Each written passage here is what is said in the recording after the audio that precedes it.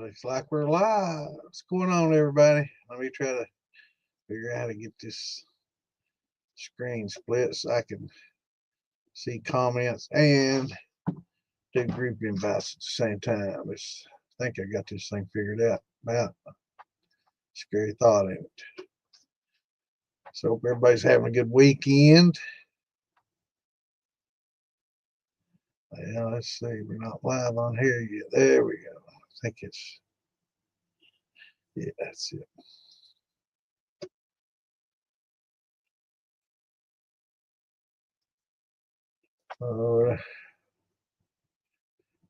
This doesn't get any easier. You think it'd be easier sharing all this shit, but it's not any easier. So, as promised last week, this week we're going to kind of break down grains. We did brandies and fruits last week, so we're going to do a little grains this week. Should be pretty good. So, everybody, grab you a drink and mosey up to the computer or phone, however you watching it, tablet, whatever. And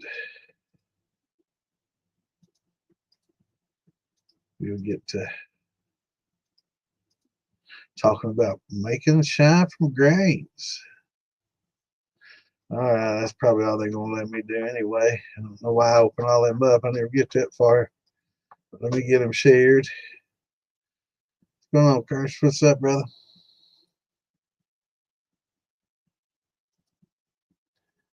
So we're going to do grains tonight. So this should be a pretty good night. Might have to continue it Wednesday if we don't get through it all. It's pretty time consuming doing the grain thing. So we're going to try to get through it all as best we can. There's a lot of information to cover, and I'm sure there'll be a lot of questions as well. But it's what a lot of people do. A lot of people don't do a lot of brandies. Most people tend to do the grain thing, which is what I did for many, many, many years. I didn't do much brandy. I didn't fool with brandies and really until the last 10, 15 years. So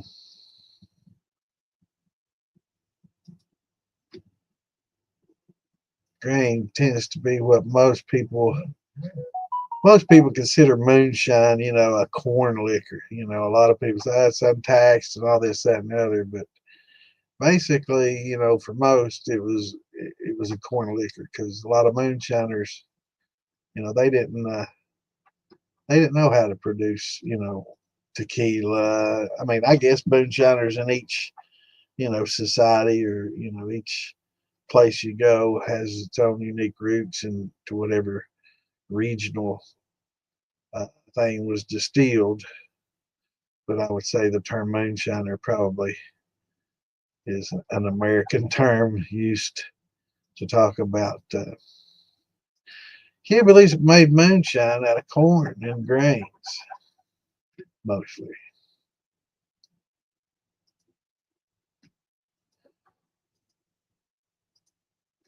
So we're going to talk about grains a little bit.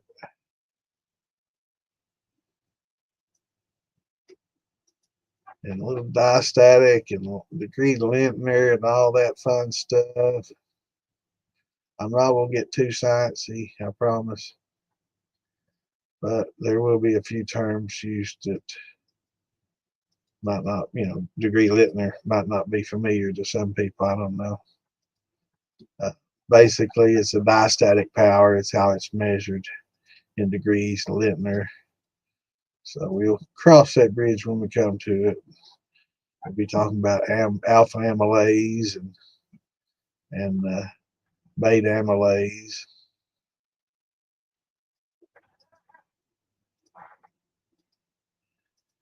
Damn, it's going to do them all, huh? Jeez.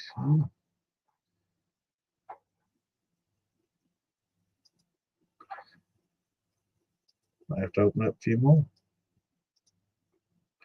Usually it stops me about right now. Yeah, it's timing. So, we know we can go over I guess Home Distillers Club won't get their link. Maybe I'll put it up later. I'll link it to something like that later. Let me get this. I go back to the page.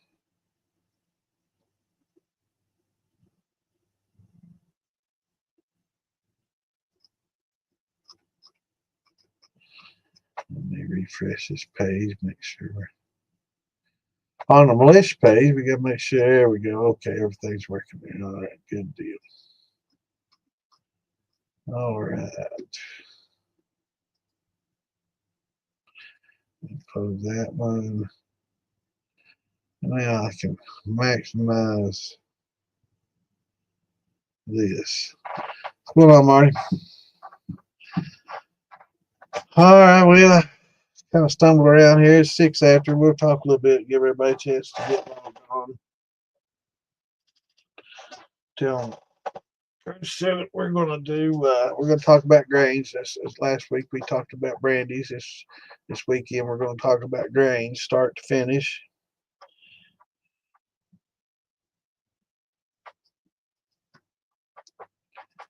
Which should be pretty cool. Seeing as what most of us use is grains.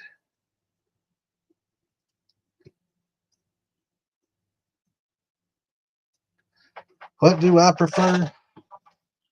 You know, I like a good brandy. You know, I like corn liquor, but and I like grains. If we're talking about drinking it just off the tap, I'd have to go with brandies. You know, with a good brandy, just because of the flavor. You know, you get some fruity flavors with it, and yeah, we'll be talking about rye. Yep. We're gonna go over rye and all the different grains. Might not talk too much about like an all rye or anything like that. Something I've never done. The only single all grain I've ever done is like all corn. But I've done a lot of different mixed grains. But I've never done like a single malt with just, you know, all barley or all rye. You know, I've just or an all wheat. May do a vodka, all wheat vodka one of these days and try that. But I like using corn. What's going on, Wayne? What's up, Nick? What's going on, Morgan? Well, let's go ahead and get into it. So tonight we're going to talk about doing all grains, and when you do it, you know, when we talk about doing all grains, of course we know we're talking about trying to use no sugar. You know, we will touch on, you know, how to measure Lintner, diastatic power, conversion. Know that, you know, for the most part, if you get your conversions down pretty well, you can get by without using sugar. You know, you shouldn't need any. If you need a little bit to help bump it up a little bit to get it to where you wanted it to be, and you didn't get a good conversion, you know, maybe using a little glucose or dextrose.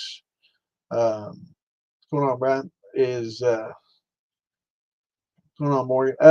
Use a little dextrose, you know, to help bump it up. Really shouldn't impact your flavor a lot, but we're going to try to measure. You know, there's some grain calculators out there, and they're going to be a lot more accurate than what I'm going to go over and how I'm going to go over it. This is just a general guide.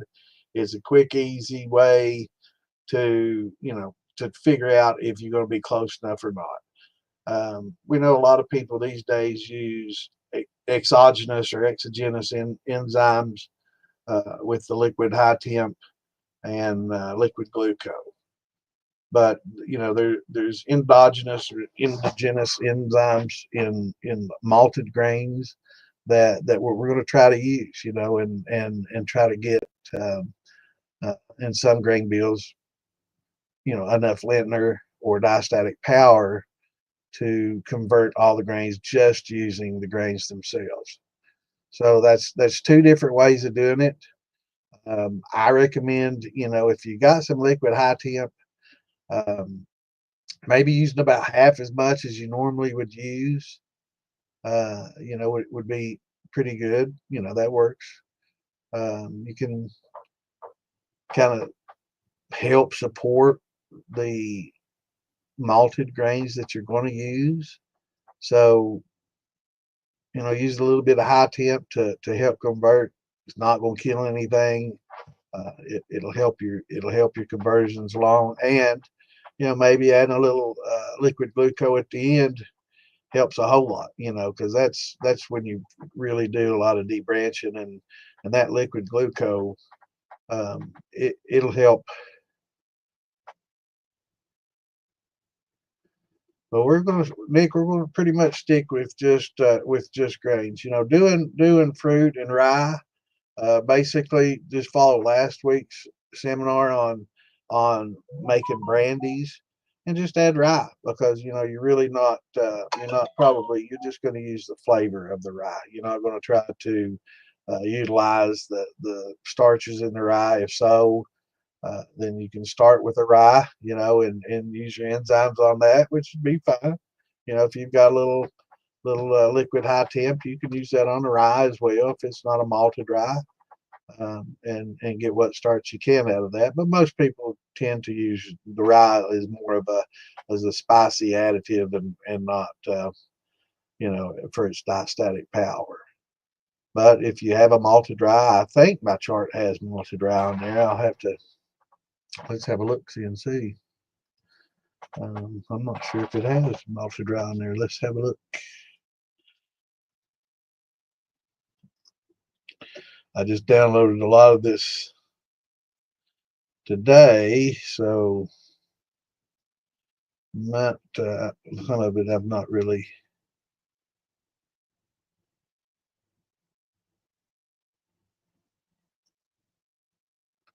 Let's see here. Damn. I thought they'd be bigger than that. Let's see if I can make these icons a little larger. There, that's better. Damn, it's still kind of small for these old ass eyes.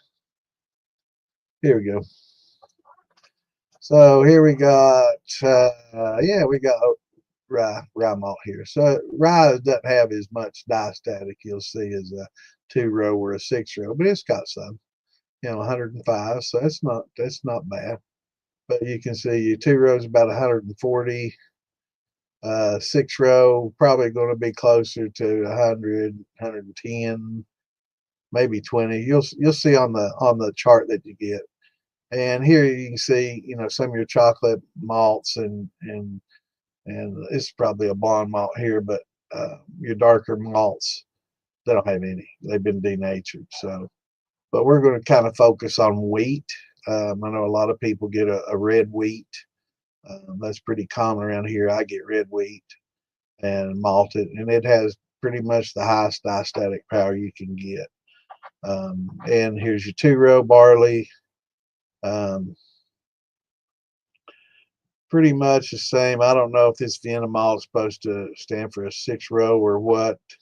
But I know 6 rows generally about 110, 20. I've got some in there. I could go look, but I'm not going to. I guess we can kind of Google it and look on Amazon. But generally, this is going to be what we've got for that. But rye, are you going to do use just the rye for the spice flavor that it has, or are you going to try to utilize the starches?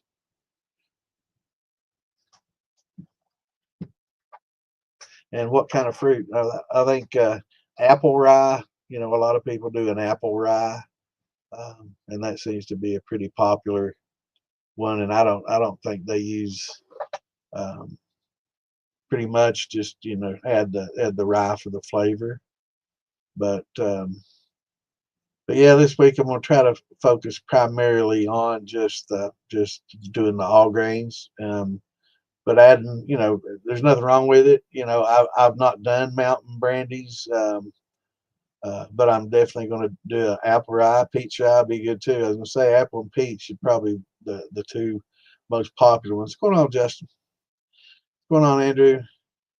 Y'all haven't missed anything yet. We're just kind of going over. Nick's getting ready to do a mountain brandy, which is basically a grain and a fruit. So it kind of mixes last week and this week. So kind of just touching on that. You would just do it normally though as a brandy, and just add your grind your rye, The finer the grind, the more spice you tend to get out of the rye. If you want to, you could cook the rye first and gelatinize it. Let's see, let me figure out what temp you'd need to gelatinize that rye. Let's see if I've got that chart. I have to get my magnifying glass out for this one. I can't.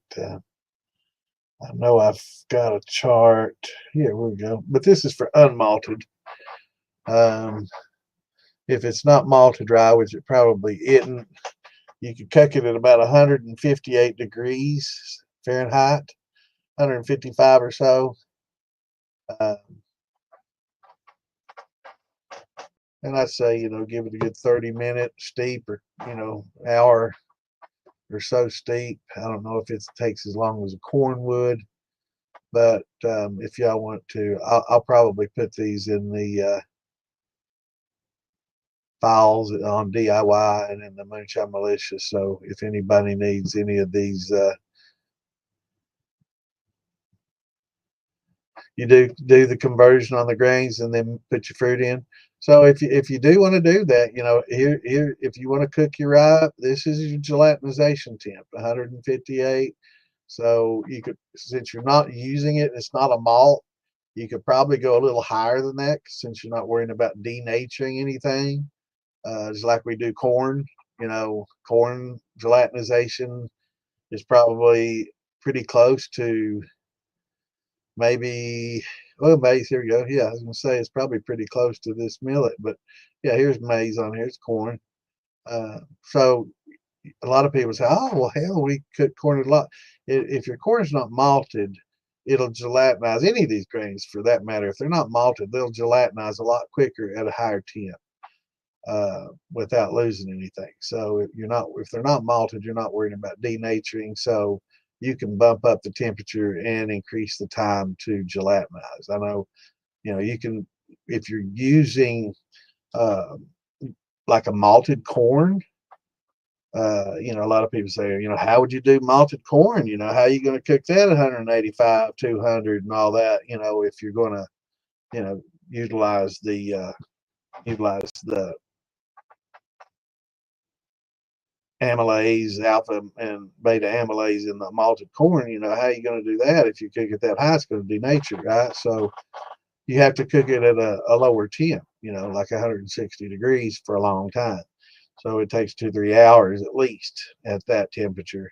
So if you don't rely on your, enzymes, you can bump these temps up and cook them off a little quicker. What's going on, Mash Brothers? Welcome to the militia and to my page, brother. Maybe you came in last night. Don't judge us from what you watched last night, though. That's the shit show. That's just us acting silly, getting drunk. So anyway, these right here are your temps. This is a good thing to screenshot if you don't have it. Again, I will be putting it into the militia files and in DIY China stuff files, so you'll be able to get it there as well.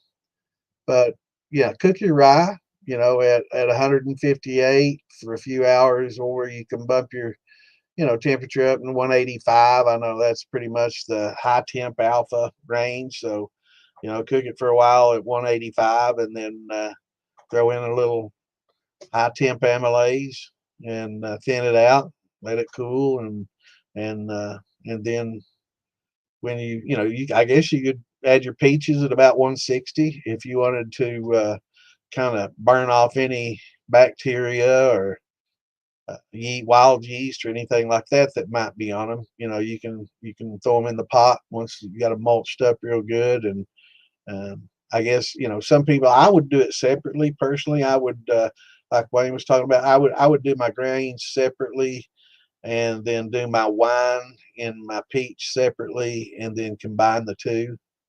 At the end, it seems like it'd be a little bit more logically, because you're going to probably want to use a little pectic enzyme on your peaches, and I guess that would be okay with the rye. But I would kind of do the two separate and then combine them, and then pitch yeast and maybe add some glucose then. But either way, it would work. Yeah. Rye does tend to get a little gelatinous. So does oats. Oats get a little gummy. Wheat does too. They all get a little gummy on you. Worse than corn. People think corn's bad, but that's one of the reasons I've really never done an all rye or an all wheat is they're bad enough in low percentages. Going on. What's up, Kenny? Going on 420. So yeah, I just I'd break all my peaches down, and use the pectic enzymes, let that sit a couple of days and thin everything out, and then you can pull your skins off once it's eaten everything up, and hopefully I guess you take the pits out before. I always take them out. I guess as long as it's not cooking, it's not going to hurt anything. But if you want to, once you get all that done, do you cook your peaches? I tend to put mine in some hot water, to kill everything off. I like using water above 160. You know, yeah, yeah. I like to use step mashing. Yeah. So do you use the protein rests and all the different rests? I guess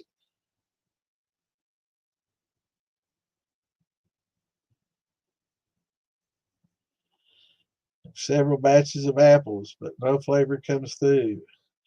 I do not have a thumper. Well, I would say, the look at the type pot that you're using. You're not going to get a lot of carryover. If you have an infusion method, that helps a lot. But the type of still you have matters. Whether if you have like a column still, that's going to take a little bit of your flavor away from you. And if you have a pot still, it's going to tend to um, add more flavor or preserve flavor because you're getting more water going through.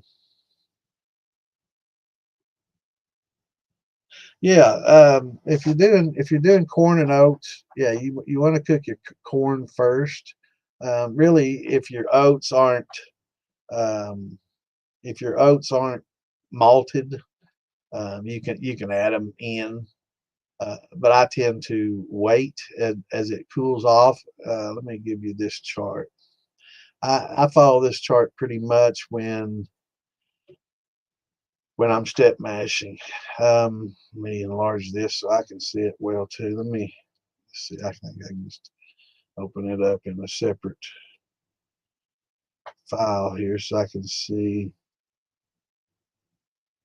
Let's see here. Uh, it's not that much bigger. Okay, here we go.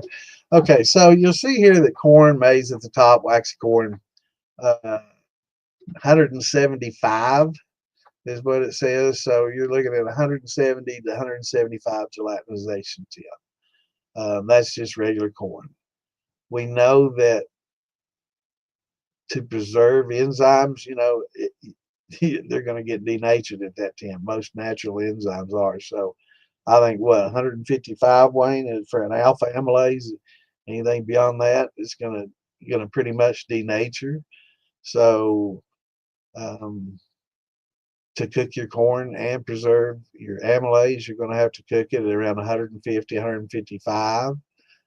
Which is in the range of corn. You can see that it's within that range, but it's going to take a lot longer than just your standard 90-minute steep or cook. All right, now let me get back to. Got a lot of windows open here. I can't see this little. Let me just maximize that. Yeah, I can see it better now. So when like, if we're just going to do, let's just say a corn, just strictly corn mash, no malted corn, none of that, no malted grains. Yeah, you're gonna crank your corn up. You're gonna boil water and steep your corn and gelatinize it, and then add your high temp at 185 let that cool all the way down to pretty much yeast pitching temps, and then add your liquid glucose. Pretty simple. You'll get about a 1 point, well, about 1.040 or so, with just the corn. So if you want to bump that up some, you might not even get 1040. So if you want to bump that up some, you can with a little bit of sugar. But with just corn, without adding other grains or other malts, it's hard to get really beyond a 1050 or 60. I know just with a malted corn alone, if you try to use just the malt, it does like 1038, 1040 with just a malt of itself. So it really doesn't have enough diastatic for itself. And we'll get into the diastatics here in a minute. But here's basically a diastatic. Let's see, I have to remove this to add this. But here's your diastatic power of what most people use to convert corns or to convert your grain bill. And this is, you need about 30-degree Lintner per pound, roughly, with the corn. So let's figure if we've got 20 pounds of corn, that's 20 times 30, because we need 30 per pound. So 20 by 30 is going to be 600. Pretty easy. So if we need 600, we can take 600 and divide it by 180. And that'll give us about 3.3 pounds of this wheat, of this red wheat. So if we're going to run like a two, we can take the 600, divide it by 140, and it's going to take about 4.2. Generally best to kind of overdo it, but that's a simple, quick, easy way to figure out how much malt you're going to need to go with all the corn that's unmalted corn, right? So this is just regular old cracked corn or corn, ground into a meal. So if you've got 30 pounds, it's 30 by 30, which is going to be 900. So we take the 900, we divide it by these degree Lintners, and that'll tell us roughly how much malt that we're going to need. Now, this is not using any of the high temp or glucoamylase. I think with a good conversion though on corn with the high temp, should be maybe 1060, 107 max. I don't. Have y'all ever gotten one? What, Wayne? Have you ever gotten 1070, more than 1070 with just high temp and corn? I've never. I don't think I've ever gotten beyond a 1060 ish. Which is a decent range. I think that's what most. I think that's what most. Yeah, I agree. Yeah, it's hard to get above 1060, unless your grain, your malt is adding some. I've 1060 and change. I think is about the best I've ever done. I don't think 1070, 1050 is pretty common if you didn't get a real good, conversion. Yeah, with 2.3 pounds per gallon. Yeah, and I'm going on a 3. So yeah, it's tough to get a 107 with just converting. So you can bump it up with dextrose if you want to get a 1070. It's easy to bump up with dextrose and really won't affect your flavor. But if you want to keep it strictly, truly an all grain, and you get a 1060 or a 106 and 1065. I wouldn't bump it up. I just do it as an all grain and just be, and run it that way. Yeah, the thumper, it makes a difference in proof. If you don't infuse and you don't use anything in there to infuse flavor, basically you get a second distillation, but it doesn't double, and it does remove water. So that's how it's basically increasing proof by removing more water from it. So you're basically just taking water out of your distillate with a thumper. And when you take the water out, of course, the proof is going to be higher. So when you add weight, you still get the same output. Um, it can have a little bit of impact. You know, I think me and Mike did a little research on it. You know, there's a lot of sugars in corn, and believe it or not, it's as cheap to do if you're getting corn at a decent deal. Yeah, once you get over 2.5 pounds, once you get to 3, it does get pretty thick. And that's one of the reasons I like the high temp amylase, is because it really makes it a lot. You know, I used to use the powdered amylase, and you can't use that until it gets down to 155, right? So you got this thick gelatinous, you know, mass of corn, and you know you're trying to keep it stirred while you're cooking it, right? And then you got to let it cool. It takes for freaking ever to get from 185, 190 down to 155, where you can pitch with that powdered amylase, and it has to be pretty much kept at that 155 range for quite a while for that powdered amylase to work. What's going on, Kimbo? Hey, Lisa. So it's tough. It's thick. It gets thick as hell. So the high temp really has helped a lot of people. It makes life a lot easier. So if you're using the powdered stuff, try to use it all you can. Go ahead and use it up. Use a little extra. I guess you could supplement. You could use maybe half high temp and half powder when it gets down to 155, and see how that works. Or just work your way through it and get rid of it. I've got about half a pound left, and I don't use it much because that liquid's so convenient and it's so effective. What's going on, Jeff? So it's very effective. The liquid high temp, I don't know how we ever did without it. It's definitely, if you're not using it, get rid of the powder, or just use your powder and try to supplement it. Hey, Greg, how's it going, man? Another new one from last night. I recognize.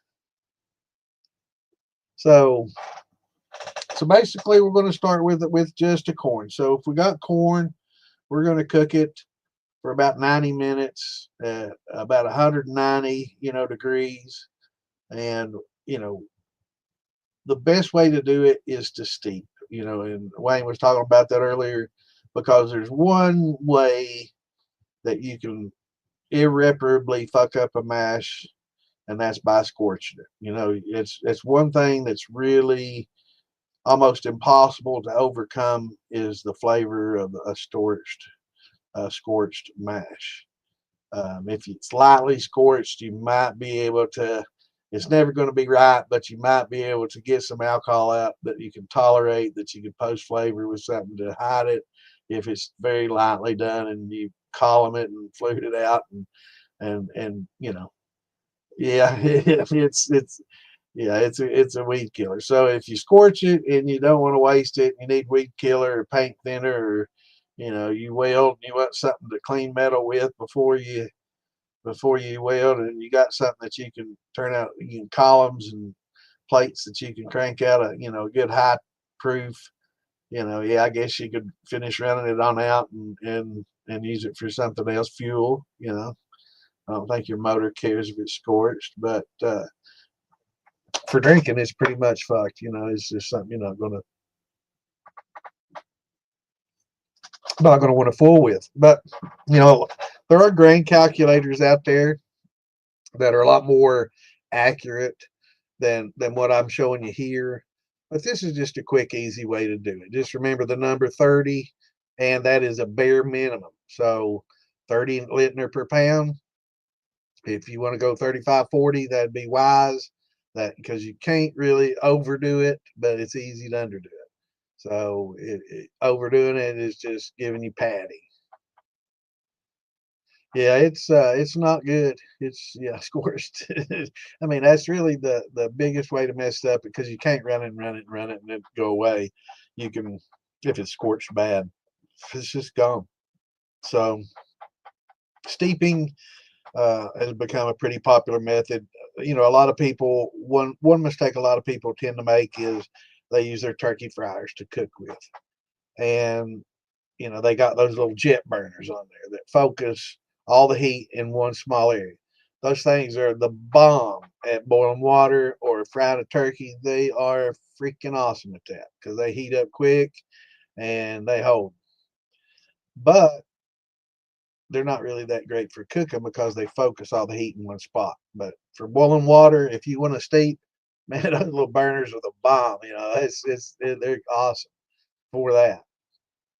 But if you try to cook with that, it focuses all that heat in one spot on that thin stainless. If you use what I use, got that thin stainless, it focuses all the heat in one. It transfers that heat pretty well through it, and yeah, you'll have a little black ring in the bottom of your pot, and it's hard to scrub out. You have to get your 3M pad and elbow grease and time and maybe a drill with something on it, you know, like a 3M pad. But it can get really tough. So scorching grains is no fun, and it's something that's hard to come back from. So as Wayne was talking about, steeping is what most people do now. It's with the high temp and everything. It works real well. So get your water boiling. You know, we want to do about 2.5 to 3 pounds per gallon. And you know, as stated, you get much past 2.5, it's going to be pretty thick. With the high temp, it's not as bad as it used to be with the powder, but it still gets difficult. If you're going to be using, I will say, if you're going to be using malts along with it, or other grains along with it that maybe not malted, like a rye or a wheat, you know, for the sweetness or something that you didn't malt, I would definitely go with the 2.5. Uh, because as you start, you know, we're talking about a step mashing, so we're going to do our corn first at the higher temps, um, right? Our higher temps for the corn. See up here, higher temps.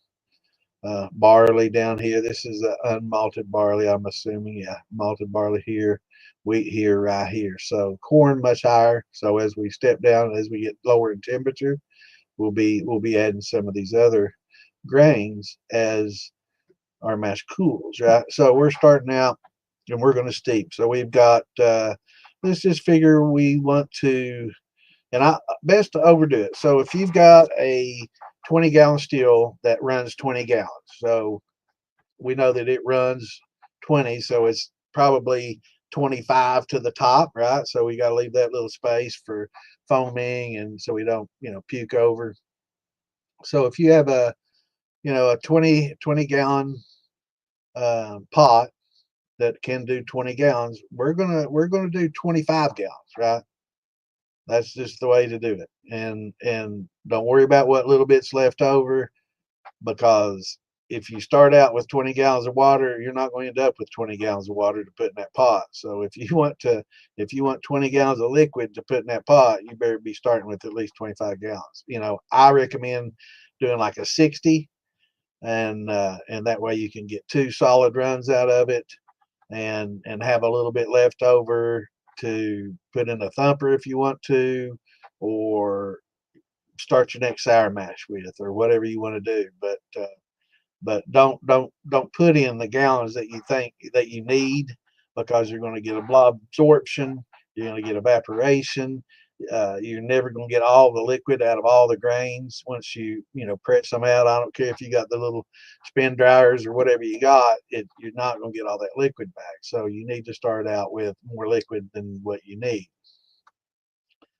So if we've got, let's say we're going to shoot for 25 because we've got a 20-gallon pot. So 25 mash is our mash. Now, if we're going to do all corn,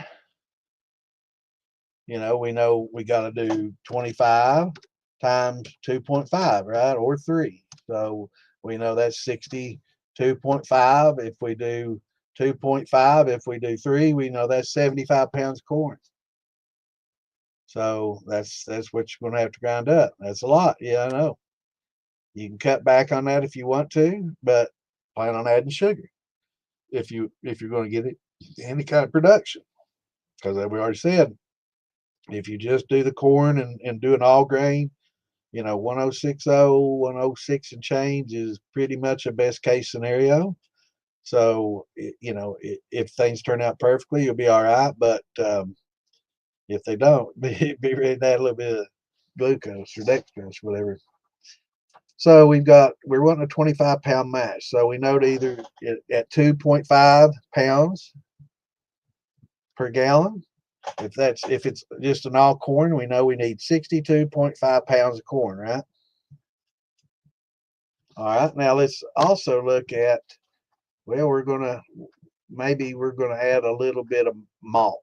We're gonna add some malt, and we're not gonna want to use any amylase and all that. We're gonna depend on the malt. So this one we're going to step through using just malted grains with no high temp and no glucose, which is kind of foreign these days. Nobody really wants to do it that way these days. But this first one, we're just going to calculate and figure out what we need to do to get all endogenous enzymes to work. So we're going to totally depend on our malted grains, right? So we've started with corn. So we know we need 62.5 pounds of corn. But if we're going to uh, add other grains, that's going to take away from the corn, and we're going to end up more than 2.5 pounds of grain per gallon. So we're going to get a little heavier, and thicker. So let's figure 25 times the 30, because we know that 30 is the degree Lintner we need per pound. So we've got 25 times 30. It's going to give us 750. So 750, and we're going to use 2-row, right? So that divided by 140, we know we're going to need 5.35. So we're going to say 5.5 pounds of the 2-row. Okay, so now we can take the 62.5 and subtract 5.5 from that. So we know we're going to start out now, we're going to just use 57 pounds of corn, but we're going to be adding 5.5 pounds of malted 2-row. So and less if we do wheat. Now most people that add rye don't do the malted rye. They just have the rye for flavor. So we're really not going to focus too much on this. But if you do have a little bit of these that you're going to add as well, we can do a grain. I would recommend using the grain calculator, but we can figure how much we're going to have. So if we're going to use, maybe, let's see, 750. So we know we got, let's just say 750 for our 25 pounds. That's 25 times the 300. So if we're going to use, let's say I just want to use 3 pounds of 2-row malt, right? So we've got our 750 minus 3 times 140, which is what, 520, 420? Yeah, 420. So we got 750 minus 420. So we still got 330. So we're going to need at least maybe a couple of pounds of that would be, 360. So we know that we could, use a couple of pounds of red wheat and the 3 pounds of the 2-row and get, and have plenty left over just the same. So you can break it down that way. Just remember 30 and tend to overdo it, and you'll be fine. but you don't need a grain calculator. It does help a lot especially if you're using like 2 or 3 different malts and you want to be exact. Um, but it's pretty basic, and it's not that difficult to figure. But anyway, we're going to try to focus on this chart right here. This chart, if you don't have it, it's a must. I mean, it's a have to have for your temps, unless you remember everything. I've done this shit a long time and I can't remember all these temperatures. I remember pretty much the temps of the corn and the malt, but it's good to refer back to, especially if you start drinking a little bit while you're distilling and mashing. So I tend to forget, and I keep this on my phone so I can always look back at it. What was that now? It was 150. Okay, yeah, 155. So anyway, we're going to start out with what do we figure? So we've got instead of 25 pounds of corn, we are going to do 20 pounds of corn and 5, I think, was it, of the malt. So we're down to 20 pounds of corn. So we're going to put our 20 pounds of corn in. And what I do with steeping is I don't use all my water right up the front. I keep some water boiling. So we know with 20 pounds of corn, you know, we're gonna need how many gallons of water? So 20 pounds. Yeah, so we're gonna need around,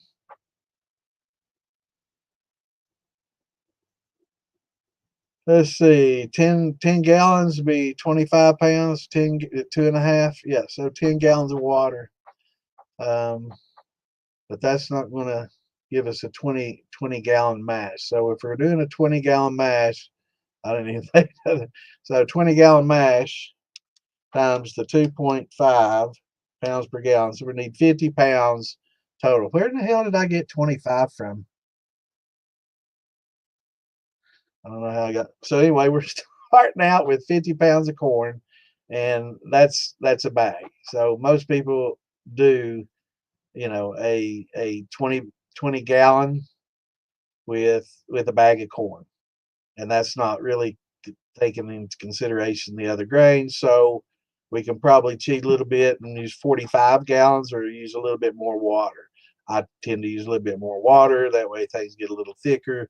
But I'd say let's start out with, instead of 20 gallons of water, let's just say we're going to start with 25. So we're going to start with 25 gallons of water, and we're going to start with about, what, 40, did we say 45 pounds of corn? So we've got 20 gallons of water boiling, 5 off to the side.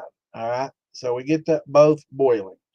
We get that 20 boiling. We're going to start adding our 45 pounds of corn. Start adding it slowly, stir it. As you add it, continuously stir it. I recommend getting you a drill with a mud mixer and constantly stirring it. That way you get pretty even.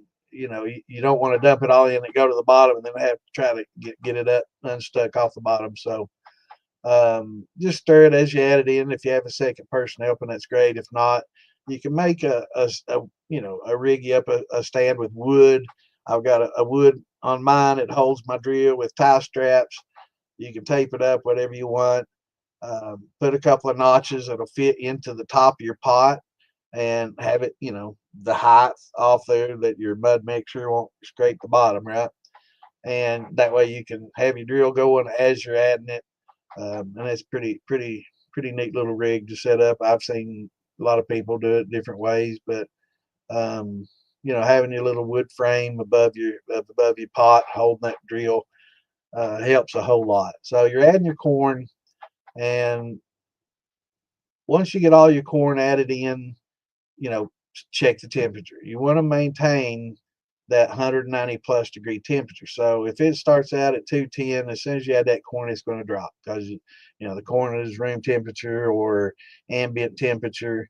So it's immediately going to drop the temperature. So you want to maintain 190 degrees, 185, 90 degree temperature for 90 minutes for it to gelatinize. And To gelatinize is basically it's breaking the starches up and it's releasing the starches from the corn. And once all that starch is released from the corn, it's it's hydrolyzed, and then you begin the process of breaking it down with your amylase. So we're going to let it steep at 90 minutes at 185 to 90. And to maintain that temperature, you've got that 5 gallons on the side. So as the temp drops to 185, you can add another gallon of that boiling water to it and stir it in good, and that'll keep the temp up. And as it drops, keep doing that. And at the end of 90 minutes, you'll have 25 gallons of water in 45 pounds of corn. So, and it'll be a little thinner this way, but it's if you want to do the true 2.5, you can measure out your grains and figure that. But this is easy to do, and if you want to do a little extra water and throw in the rest of the other 5 pounds of corn and just a lot for the additional grains at the end, that works just as well too. So start with a little extra water, do your whole bag of corn, and then we've got an extra 5 gallons of water to handle the malts as we start to add those, right? So that should work out fine, and that works for a bag of corn. That way you can get rid of that whole bag of corn. I generally do just corn and amylase, and if you're doing that, you can start with 20 gallons of water and a 50 pound bag of corn, and that'll give you the 2.5.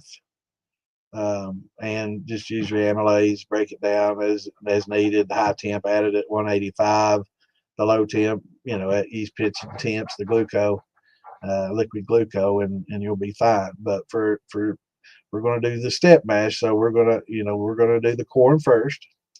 And so we've got the corn gelatinized. We stirred it up. It's starting to look like a cream corn. It's really thick. It's gelatinous, and you'll know what I mean when you see it. So it's gelatinized and it's hydrolyzed. So now we're going to start our resting and cool period, right? So we're cooling, and yeah, you can't see where my mouse is. I'm moving my mouse on this chart as it goes down. So we've started, we're way up here at 185. So as we cool, we're going to, look at our grains that we're going to add. So if we're going to add, let's say, a barley malt, that's going to be the next thing we add. And we're going to add that at about 155 degrees.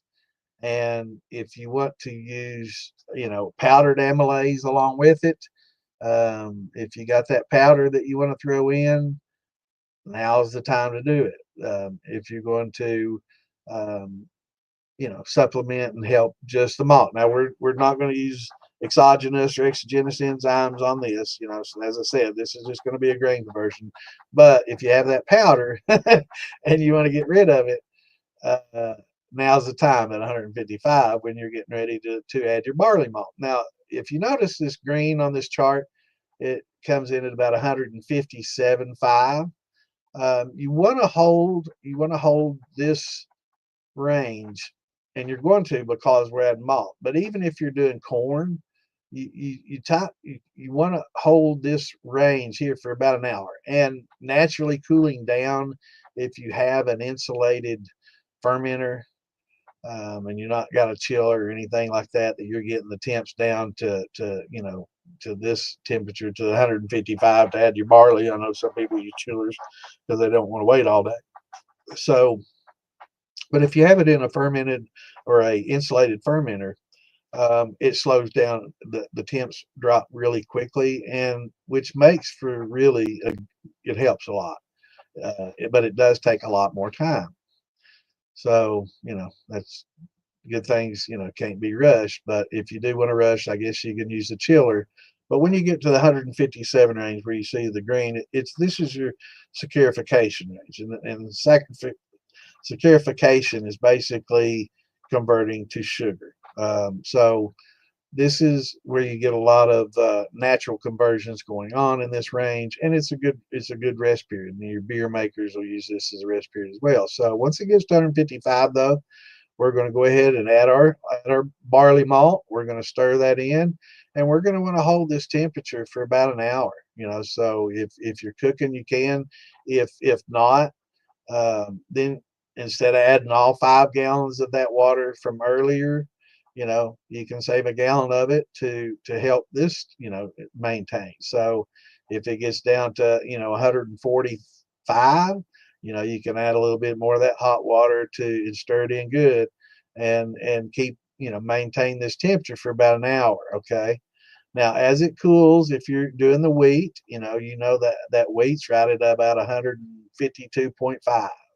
So if you want to add your wheat, now's the time that you can add the wheat at 155. So that and the barley you can pretty much add together.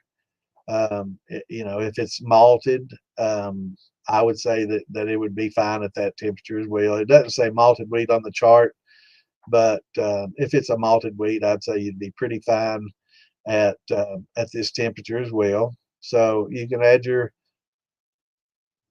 barley and wheat pretty much at about the same time and let that rest for an hour. And then as it cools, when you get to about 142, 0.5, then you can add your rye. And that, what's the protein rest temp?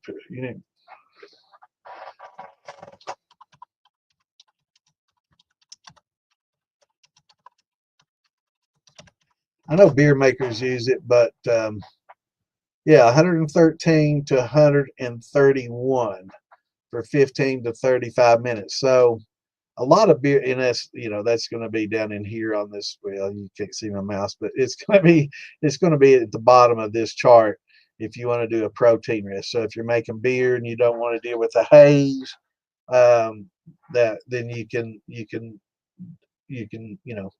um, do a rest again at this range.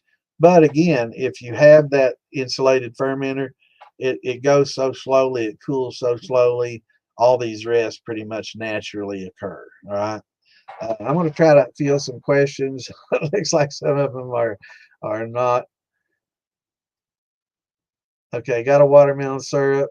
Putting that in a thumper. Awesome. That'll work out fine. Better to use an infuser so you don't use up all your syrup at once, and maintain that flavor concentration. It's better if you got a pretty big thumper, or if it's a Weber thumper and it's small, then that'll probably work out fine. But it's going to be, if you don't have anything to add, infusion port, it's going to be difficult. Um, but yeah, it's tough. If you don't have a bypass, it's really tough to use that thumper for infusing, because by the time you get to the hearts, a lot of your flavor is gone if you don't have a bypass, and you've already introduced a lot of heads and fours into it, and kind of got acetone into your syrup mix, and it's gotten watered down, and some of it's gone. So it's tough. Best to have a bypass and jar rigs, or something similar to a jar rig, or an inline infuser like I use, and I think Wayne uses inline infusing too. We both came out with that a few years back about the same time. But with a bypass, that way you can just bypass it all, and when you're ready to infuse, you can open up the ports and use your infuser. Have 5 gallon copper steel with a thumper. I've ran about 6 runs so far. Oh yeah, that's awesome. Yeah, it won't be long. You'll be upgrading that 5 gallon. But it's good to use the 5, get your feet wet. I will say, once you learn to make cuts on your 5, you'll be real good at it once you get to a bigger steel, because the smaller the steel, the harder it is generally to make your cuts. So practicing making cuts on a 5 gallon, man, it'll definitely educate you on making your cuts for bigger ones. But if you do graduate, to a 15 to 20 range, a good keg steel, hard to go wrong, especially if you're using propane, or if you want to use electric elements. Having a keg converter for that works out great. If you don't want to spend much money and you don't weld or don't want to have somebody weld ports in for you, one of the little bever football steels, kind of hard to go wrong with those for the price either. You get an 18.5 for like $230, and for an 18.5 gallon steel that you can run 15 on, um, pretty sound way to go, which works out well with the 20 gallon, what we're talking about now, the 25 gallon mash in a bag of corn. By the time it's all said and done, you'll be able to have that 15, maybe with a little bit left over to put in a thumper or start a sour mash with. But yeah, it's a pretty good start, with that football steel. And again, we'll show you what we're talking about when the time comes. But welcome to the hobby, man.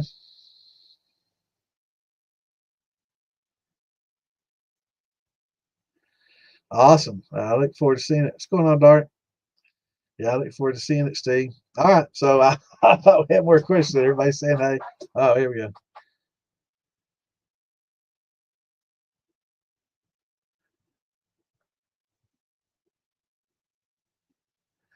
I would say, man, like I said before, if you want to get something good for the wedding, I would say that watermelon syrup. I would make me some sugar shine or a good corn multigrain liquor or whatever, and I'd post flavor it with that watermelon syrup, and I'd call it watermelon crawl, and every one of them would just be crazy over it because that's what everybody wants and that's what they expect. They don't expect the light flavor of watermelon in a high proof drink. They don't. They expect knock you down flavor, and you're not going to get that. You'd have to have some jar rigs just to get some decent carryover. A watermelon brandy is going to have a light watermelon flavor. Watermelon just doesn't carry over, real well like a peach or a strawberry and some other heavier. I think pears, that thing hard to carry over pears. So it's just tough to get a heavy carry, but those jar rigs sure help.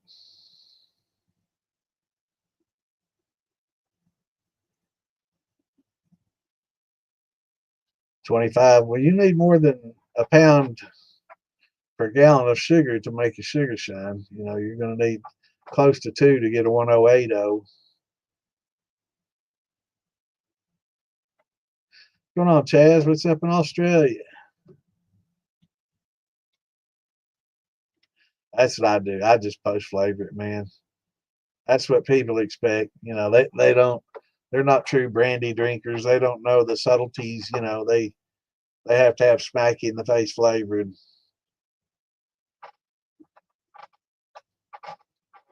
like the TV show talks about, that doesn't happen in real life. They act on that TV show like, wow, that tastes of watermelon in that, man. It's all watermelon. And it's like, you taste that and it's like, you can't hardly taste any watermelon. So anyway, we're step mashing. Where was I? So if we're just doing all grain, again, start with your corn, steep, and definitely use this chart, and add these grains as it cools, and allow 30 minutes to an hour. If you add your wheat and barley at the same time, that's fine. But right now, this is the beta amylase. This is where you're getting, if you're getting your alpha and beta amylase all in this temperature here. And if you exceed this 155, you're definitely going to denature, the beta amylase in it. So that's about right here. So that's why they gotta have you adding barley malt at a lower temperature than that, because you don't want to denature the alpha amylase in that barley malt. So if we're depending on just this barley malt, you want to hold this for about an hour. And as you add, the wheat too, and then rye later on. Now, if this is a malted rye, I would say that it's going to probably be about the same range, maybe a tad higher. If you look on here, barley malt is a little bit higher than just barley. So I would say where I would probably follow the same suit. So if you had a malted rye, you're probably going to be okay to add it along with this this barley and wheat.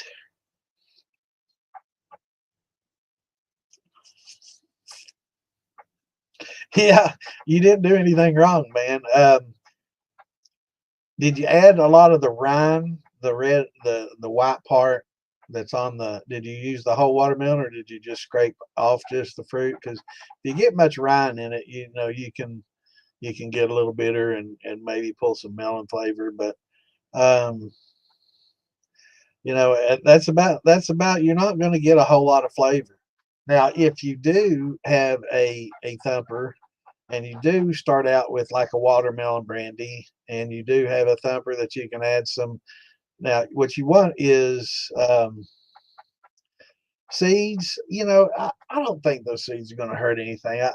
I tend to try to take those out as I'm pouring my mash into the. You didn't distill it with the seeds, did you?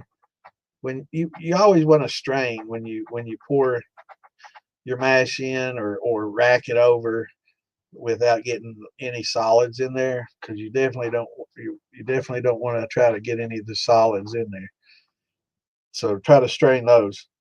I always use a little metal strainer if I'm pouring something in that might have some chunks. But I generally siphon clears over, and then if there's anything left in the bottom, it goes into sour mash.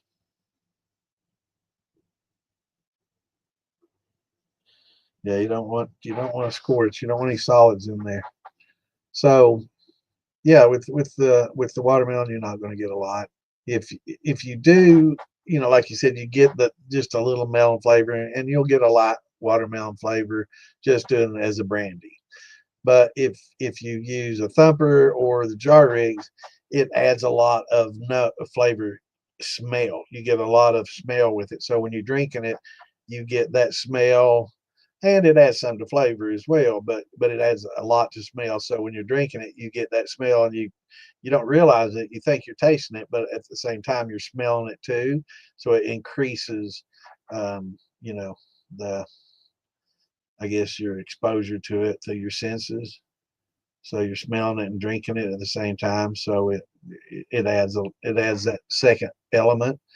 Whereas if you just like took a sugar shine and just infused with it, you're gonna lightly taste it, and mostly it's gonna be on the nose. So they say uh, mash with it for flavor, you know, infuse more for nose and a little bit of flavor.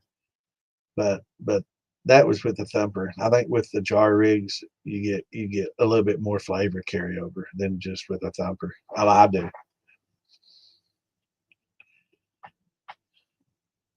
Yeah. Yeah. If you added an infuser on that, you would get that melon smell and a little more melon flavor, and it adds a bunch. It really helps a lot. All right, back to grains. So roughly this is, and that's it in a nutshell. That once you let get all these in and let them, at the proper temps for 30 minutes to an hour, let them rest at these temps, maintain these temps, let it rest on down, and once you get to 100, 95, you can add your liquid glucose and your yeast at 95. And depending on your yeast, I guess I like to activate mine at a little higher temperature. But if you want to put it in at 90, 85 or whatever, that'd be fine too. Depends on the yeast that you're using. But for grains, I generally use a bread yeast or a daily yeast or something like that. So they tend to prefer a little warmer temp than some of the wine yeasts. So, and use your starter. So it's not difficult, guys. Doing all grain. If you just follow the chart, it's not hard at all. Just making sure that you don't scorch and you get gelatinized and you don't rush things and you maintain that temperature. See, and having that extra water on the side to pour a little bit in at a time to help maintain that 185, 90 degree, for your corn gelatinization is a lot. If you have an insulated fermenter, use a cooler. If you've got a 30-gallon cooler and you want to do 20 gallons, your cooler is going to be big enough to, 120 quart cooler. It's going to be big enough to do, what you need to get done, and it'll hold them temps all fucking day, man. I mean, it does great for steeping. And you can use your mud mixer in there. It's not going to hurt the plastic. I mean, the one I use has like it's I don't think I have it down here. No, it's upstairs. But it's round on the bottom. And it's got like two little things coming up on the side that are the mixing blades. It's used for drywall mud, I guess. And it works great, and it mixes things up well. And just maintaining those temps and getting a proper gelatinization. That's the most important part. Now what we're going to talk about is amylase and starches. All right. So you basically have three types of starches and sugars. You got cellulose, you got starch, and then you got glycogen. These are the three different types of sugars that you got. Not necessarily, but you also have insulin. So, but that's an animal. Glycogen is an animal. So we really don't deal with this or insulin. We really deal with these right here, right? Cellulose and from plants. So all that we're going to deal with is this glycogen and insulin. We're not going to deal with. So this is the structure of these three types of starches, right?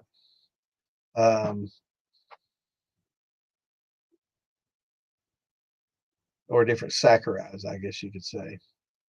Now, if you notice, these are straight line. This is considered a straight line. That's curled. This isn't connected here. So it's just like a helix, okay? So it's not connected here. So it's considered a straight line, just like cellulose. It's just has the curlies, but this isn't connected. So it's just, if you're looking down at it, it would be a spiral, okay? And this is branched. That's your amylopectin. And then this is amylose, and this is cellulose. So the alpha amylase, when it breaks these up, it debranches, okay? So it's going to cut this here, here, here, here, here, here, here, here. So basically it's going to chop these up. So it's going to do the same thing here. It's just going to whack these off, just in segments. And it's still going to be like 5 to 8 plus. Now these are each glucose molecules, right? These are each just different glucose molecules. In some fruits, you're going to have some fructose, but for the most part, we're just going to call it glucose and not complicate things. So these are just all glucose bonded together with a glycosidic bond. Now, what the alpha amylase is going to come in and do, and it's going to chop up these branches, and it's going to break these branches up, and it's going to make polysaccharides or oligosaccharides out of this, which is still many saccharides, but not thousands. Some of these can be reaching the hundreds and thousands chain, right? So we're just going to break these up. But these are still too large we're just going to call them oligosaccharides because it's going to be between 3 and 12, I think. 3 and 10, some say. So we're still going to have oligosaccharides that yeast can't eat, even after the alpha comes through and chops these up. So people that use alpha amylase, I mean, sometimes it'll chop maybe here and just leave 3, might chop off an end, but for the most part, it's going to debranch at certain segments. And I think alpha is 1,4 linkage, and that gets too complex. I don't want to get that. We don't need to know that. But it breaks these branches up, right? And all these still more than a yeast can eat. So if it breaks it off here, there's 1, 2, 3, 4, 5. You just can't eat 5. You know, there, it breaks this off here. There's 6. You just can't eat that many, right? So it's basically just debranching these, and that's why it thins out. So all these are bound together and they're thick. But once this alpha amylase starts breaking it down, um, it's going to make it easier for the next amylase, which will, and if we're using an all grain, will be a beta amylase. And what the beta amylase is, so all these are chopped up into oligosaccharides, right? 3 to 10 or so um, glucose molecules still bonded together in smaller chains, right? So once these are broken down, yeast still can't eat them because yeast really prefer a monosaccharide, which is one of these, which is just this one by itself, or a disaccharide, which is 2 of these, right? But it can also do some trisaccharides, like if it's just a 3 glucose, it can do those, but it takes a lot longer. So it's gonna take a while. So people that just use alpha amylase, let's see, I think I've got another picture.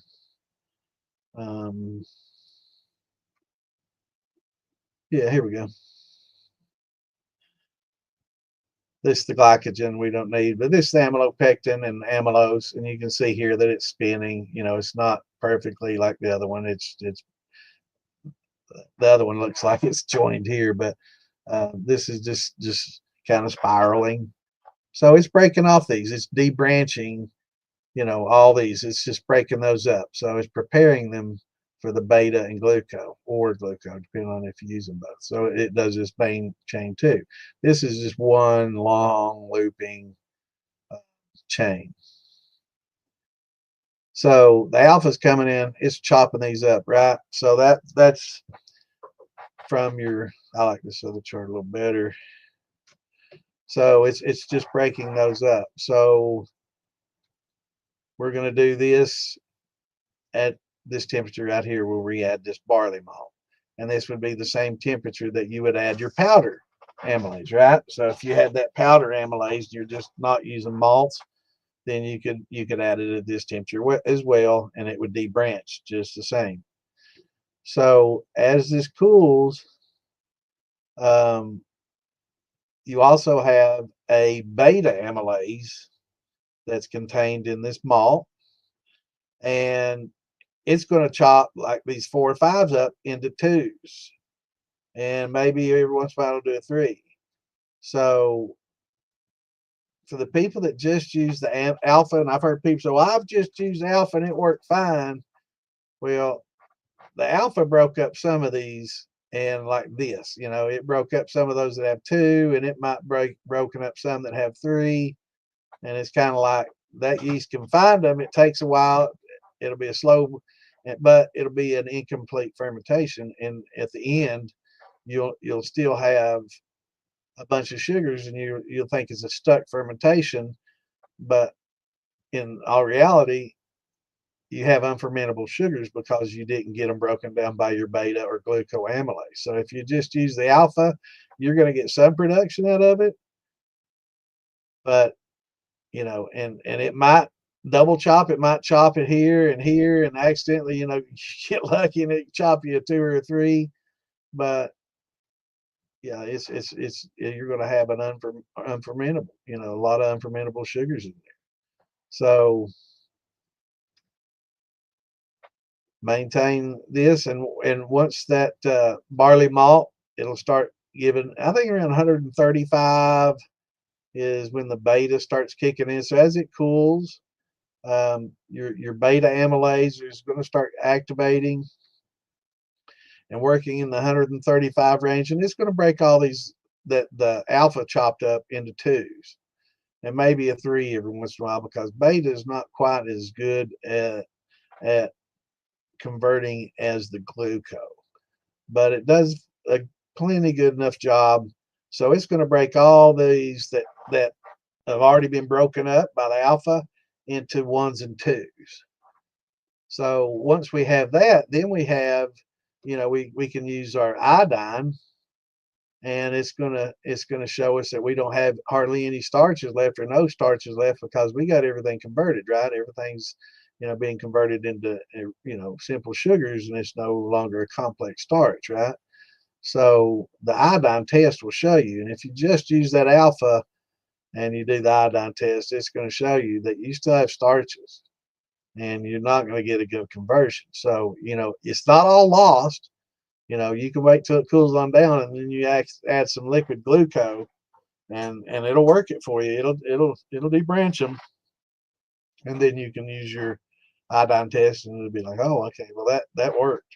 So you can't just use alpha. I've heard too many people, oh, you don't need all that.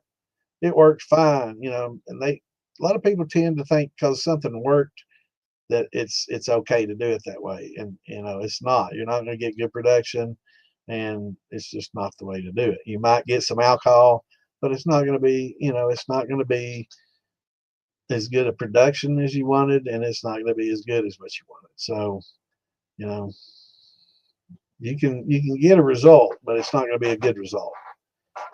What's going on, Six Shot? Hey, Jackson.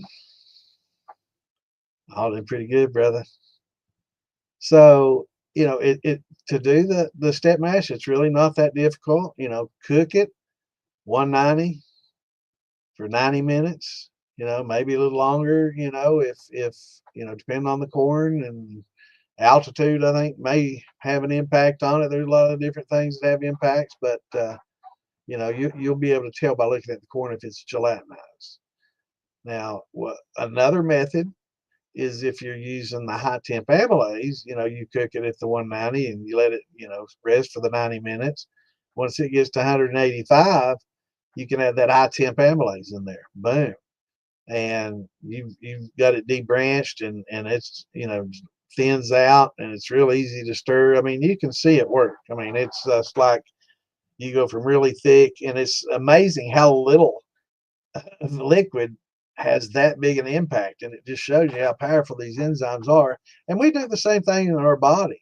The food we eat that has all these starches in it, we eat, and that's why it's showing glycogen. This is the alpha and glucose that we use in our body. That's the alpha amylase in our body is a glycogen and insulin. So it didn't add that to this chart. I'm not quite sure why, but this is, animal. This is how we break down what we eat in our stomachs. This is, and it debranches and it makes it so our cells can utilize this energy, just like the mash does. So pretty interesting.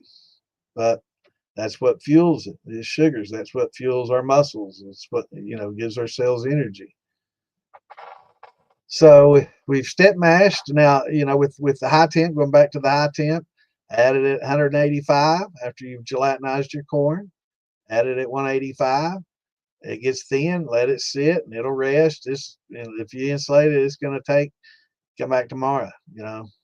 Kind of thing. It's going to take hours and hours and hours and hours and hours to cool off until finally you get to the with liquid glucose around yeast pitching temps. Beta amylase is, I think, 135-ish, so optimal temp. But it's in the barley malt. It's got it inside there, so it's going to work. It doesn't totally denature as it cools, so the beta will work. That's contained in this barley malt or your wheat malt or your rye malt, whatever you're using in this range, and it'll help debranch and work those down. I recommend, even if you're doing a malted, even if you don't use alpha and you're dependent on your malts to help break down, using the alpha and the malts to break down, I still definitely recommend, if you have the liquid glucose, to add that. That way you definitely maximize. What's going on, Mikey? That way you definitely maximize the debranching of these. So alpha is going to break them into 5 to 10s. It's going to be still a long branch here, but your beta and your alpha will break them into singles and twos. And that's something that the yeast can consume. It's a fermentable sugar. Yeah, yeah, Chaz. I mean, you can. It's you don't have to. I mean, that's the whole thing we were talking about. You know, you don't have to, but to maximize the conversion, um, it's definitely doesn't hurt.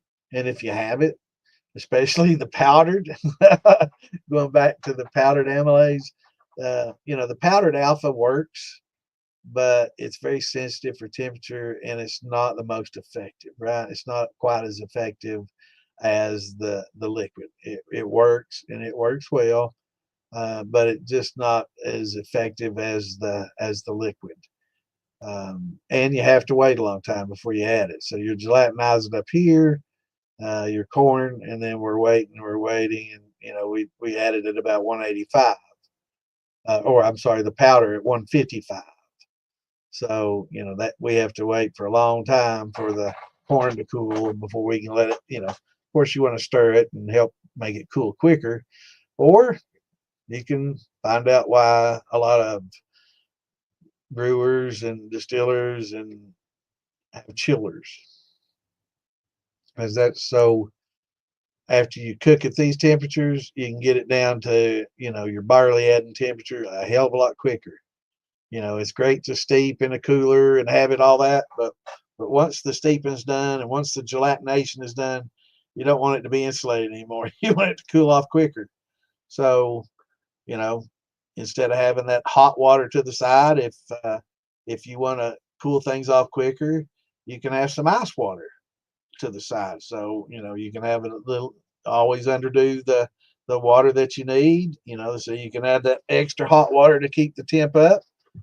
And at the same time, you know, you can have a few gallons of ice water, you know, and you can add that to it to help chill it and to get your temps down quicker so you don't wait all day. So, you know, there's benefits to both. Um, but a lot of people use a chiller, and I've not done it yet, but I'm going to make a worm that doubles as a chiller. So you can use it as a worm or a chiller both with just shut off valves at the top or bottom. Wayne, probably start working on that tomorrow, brother. But you can make a chiller and a worm combo. That way you can use it for both, or you can use the vessel that you know, your bucket or whatever that your worm that you use, flake stand is what it's called. Well, it's basically a worm is a chiller, but it has a return that comes up, right, and it doesn't necessarily come out the bottom. I guess you could have it rigged to where it could come out the bottom and back up either way. But yeah, you can create a worm that also doubles as a chiller, um, and that speeds up the process a lot too when you can just circulate cold water through there and cool that mash off quicker. That way you can get down to the 155 to add your powder, or 150 whatever to add your barley malt. Um, you know, because it takes a lot of time to wait for it to cool from the 190, 185, 190 down to 150, 155. It takes hours. You know, it takes a long time. So if you want to make a chiller, you know, that would work. You could use your flake stand. You know, you could take that straight out of that gelatinized corn, bucket it into your worm, and then run cool water through your worm and cool it and chill it. And then take your worm and you know, dump it back into the fermenter once it's cooled, and you know, start adding your, you know, powdered alpha or your, you know, malted grains.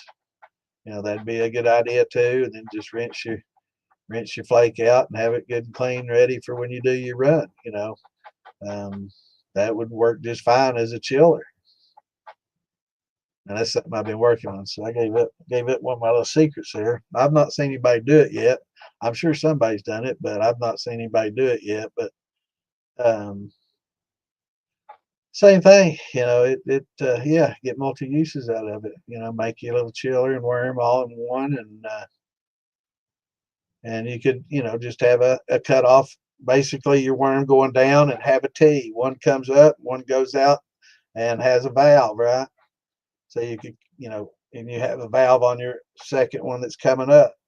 and just cut that off and open the bottom valve for using it as a worm, and then shut that one and open the top one when you want to flow water through it, and use it as a chiller. Wayne will have one next week on the market, I hope. But yeah, it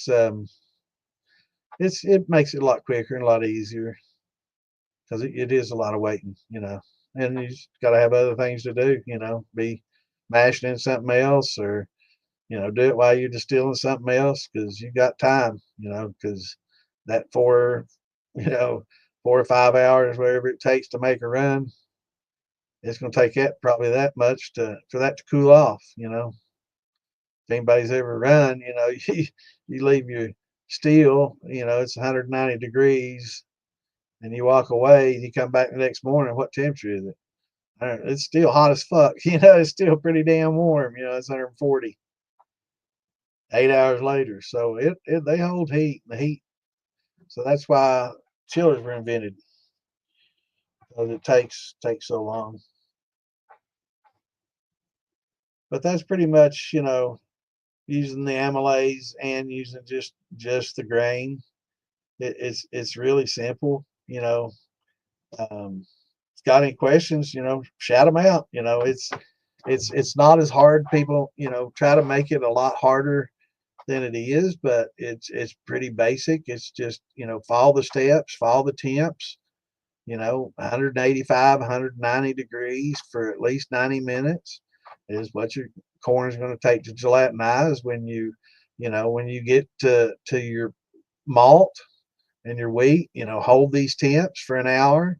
That allows them to gelatinize and convert, because you want to do the same with these as you add them in. So this is a saccharification range.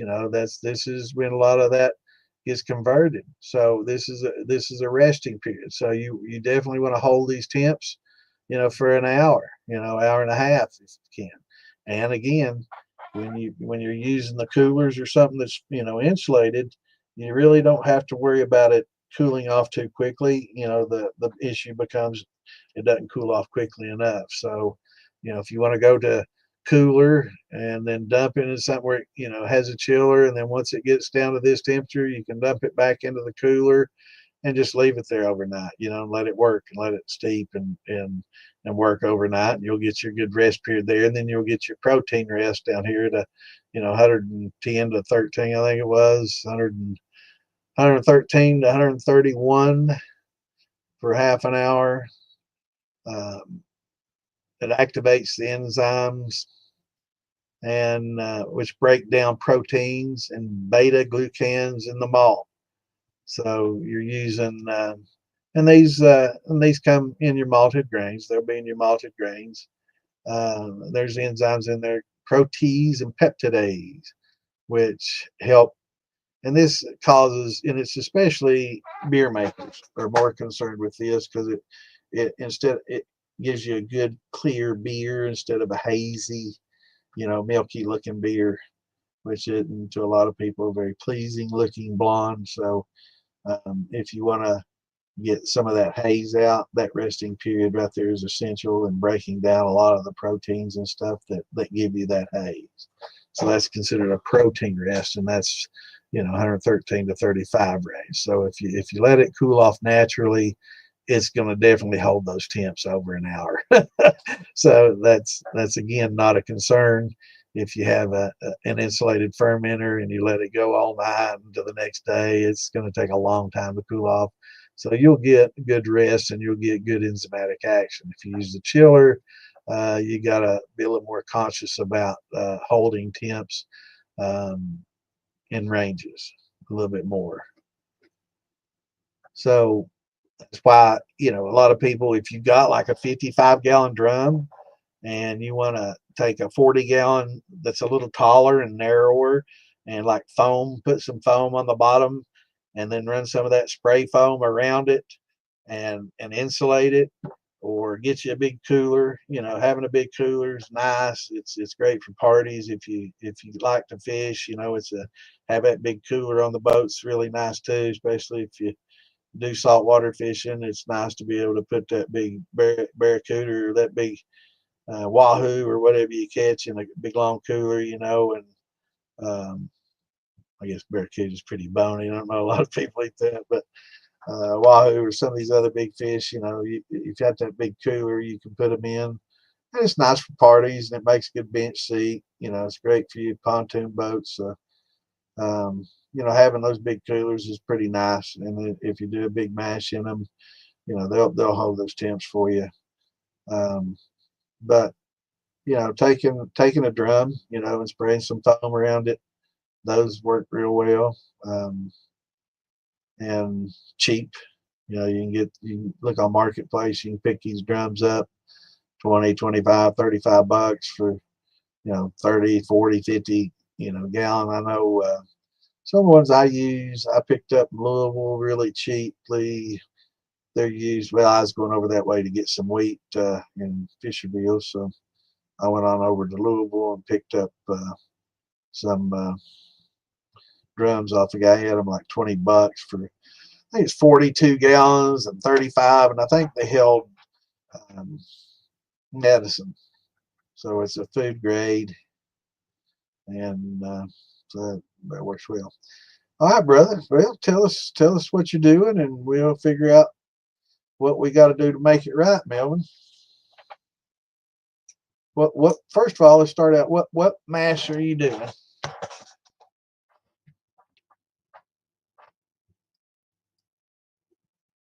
And now's the time to ask questions, guys. If you got questions on this grain, it is that easy. That's why it doesn't take long to explain it. Now, I can go into a little bit more detail on, you know, the enzymatic action and all that stuff. I will add this back to it. This is gelatination temperatures for your unmalted grains. Now, this is not malted. This is unmalted grain. So if you're wanting to get starches from your unmalted grain, to convert with exogenous enzymes or exogenous enzymes. Um, you know, this is, how do y'all pronounce endogenous and exogenous? You know, I always said endogenous, exogenous, and I've been corrected several times by browbeaters. It's exogenous and endogenous. Well, but yeah, I still say endogenous and exogenous. And that's just how big of a country fuck I am. But so this is unmalted grain. So malted, you know, is probably going to be a little bit higher. But this is for May. See, you can do your corn at 162, and then if you want to, at least over 144. So you can hold that 155, right? Which is not going to denature your malted corn.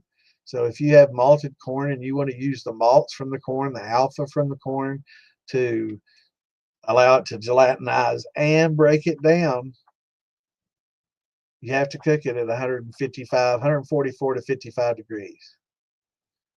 And then you're probably still not going to have enough amylase within the malted corn itself to convert all the malted, you know, corn. So it's not going to work out so well.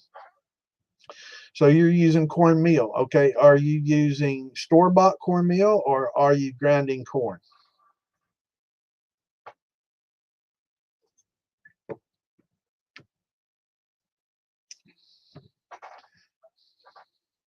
I know it takes a few seconds for you to get the answer. So because there's a little bit of a delay on what I do versus what you all see. So um, I'll talk a little bit while I wait for you to answer. So is this store-bought cornmeal from a bag, or do you have a grinder that you're grinding your own corn?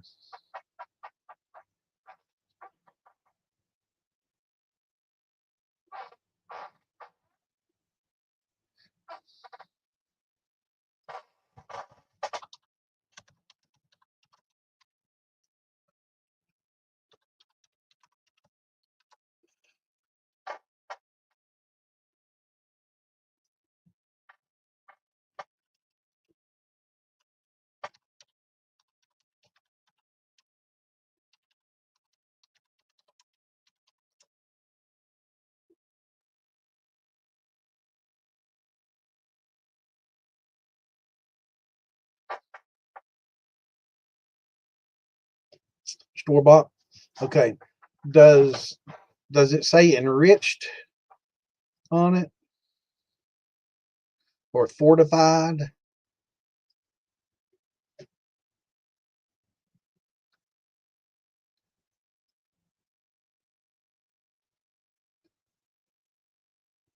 Because a lot of times enriched cornmeal there's a lot of vitamins and minerals and stuff added to them, like iron and other things, um, to help, I guess, add back some of the nutritional value that's lost.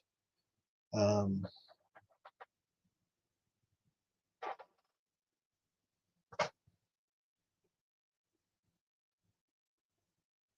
and also remember it's degerminated too, so to make it more stable. I'm looking on,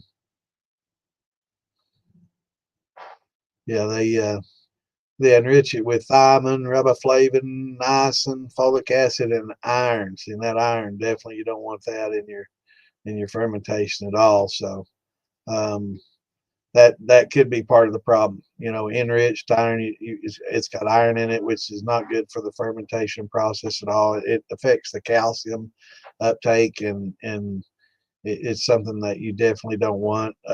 Just a good old plain cornmeal that's not would be better. Even best just to buy cracked corn or get you a grinder and just buy corn.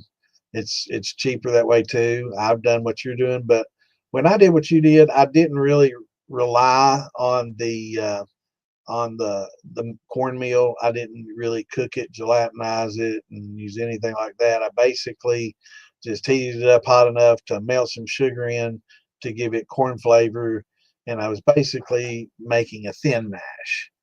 And to make a thin mash, you can, heat up your, I think it's 1-1-1 ratio. We talked about it. It's a little maybe 1-1.25 to 1 ratio. 1 pound of your cornmeal from the store, 1.25 pounds of sugar, maybe 1.5 pounds or so of sugar, and then a gallon of water, and use that same ratio as you step it up. We'll make what's called a thin mash. I did that for many, many years. And just get regular. Don't get enriched. Don't get what's the other one? Enriched and fortified. So try not to get it fortified, or let me see what they call fortified.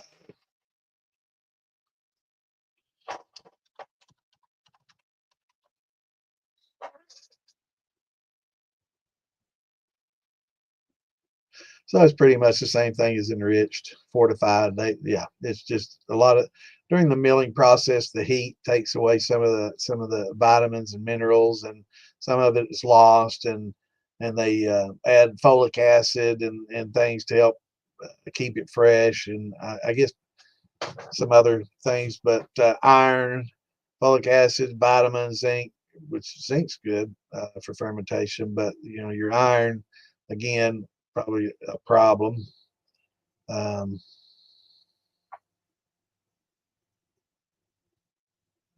Sacks of corn from a bin.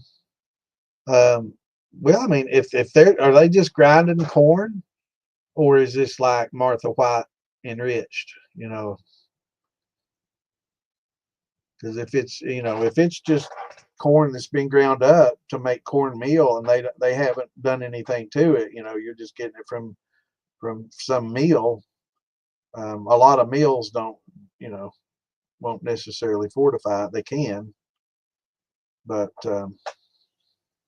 this is where I wish I'd had Sean Peterman or Roy, on here. I was going to try to get him on here, and I didn't get a chance to contact him. But both those guys worked at mills, and they, Sean knows what's going on at the mills, so he'd be able to tell you, whether a lot of meals are fortifying or enriching. But yeah, if it's just plain corn that's been ground up, that's great. If that is that what you're dealing with, or is it like a Martha White, Lily kind of thing?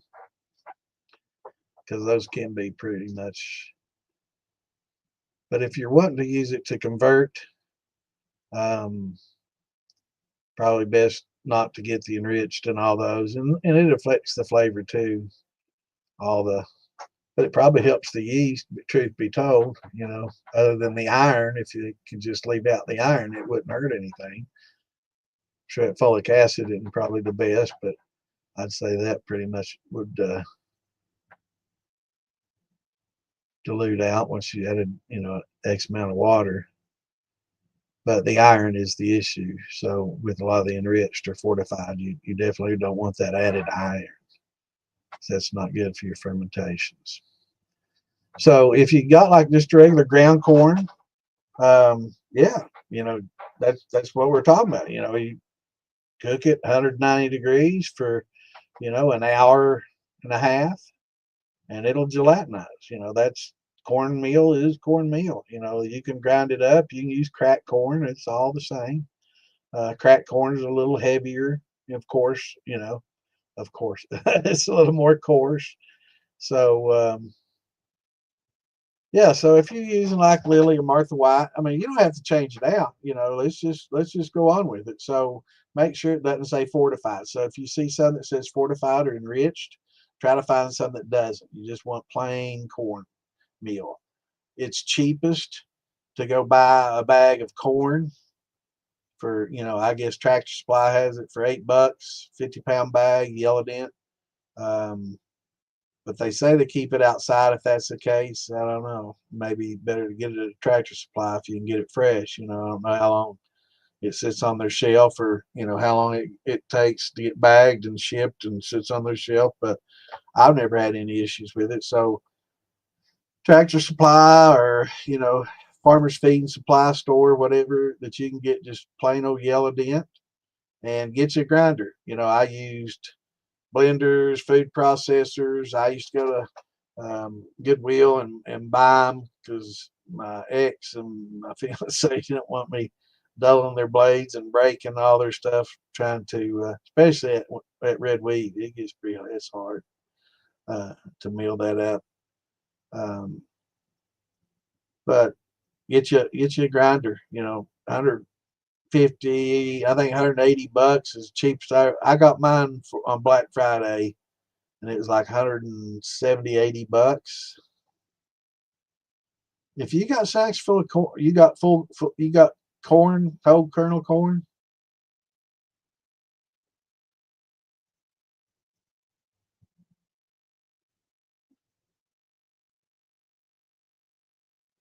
Well, I mean, if you've got if the cornmeal that you're talking about hasn't been fortified, it's perfectly fine. It's a fine grain. It's a little bit harder to clear in the end, but it'll work just fine. No, I don't want you to dump out nothing, brother. No, no, no, no, no. No, we're not going to dump anything unless it's scorched. We dump nothing. Explain exactly what you got. You got store bought. Now, is this in the little bag, Martha White?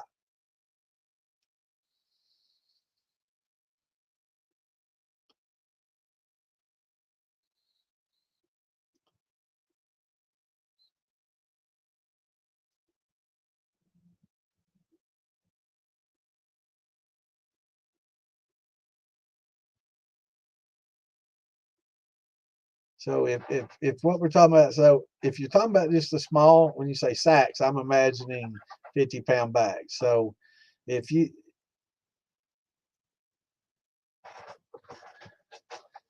and pot, when you say pot, you've got some cooking, or you've got some fermenting, or you're just now cooking it, or I wish I could audio with you, man, so I could get quicker answers so I can talk you through it. But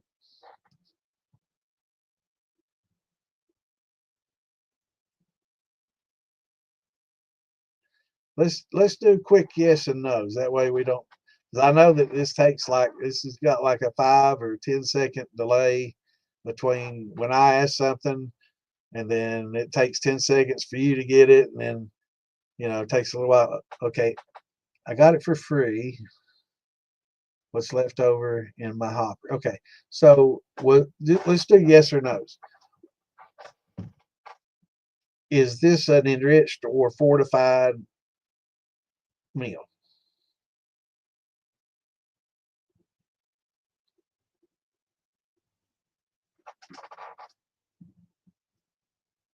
and then we just do yes or no's. That way we can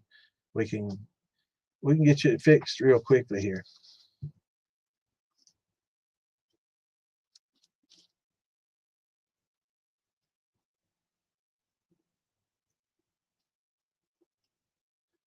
Don't feel bad, brother. That's what we're here for, man. So just straight up yes, no, and we'll get it taken care of. Everybody goes through the same problems, man. I mean, when they're first getting started. So, it's no biggie. That's what we're here for.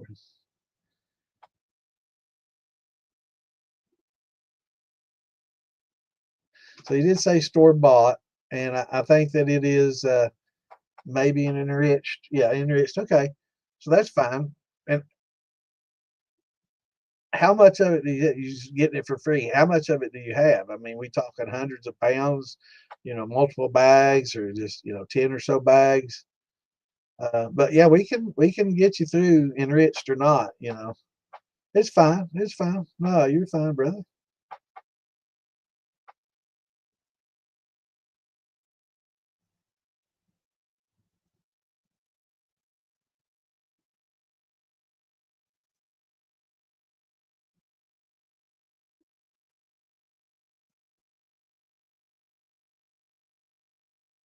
What's going on, Kenneth?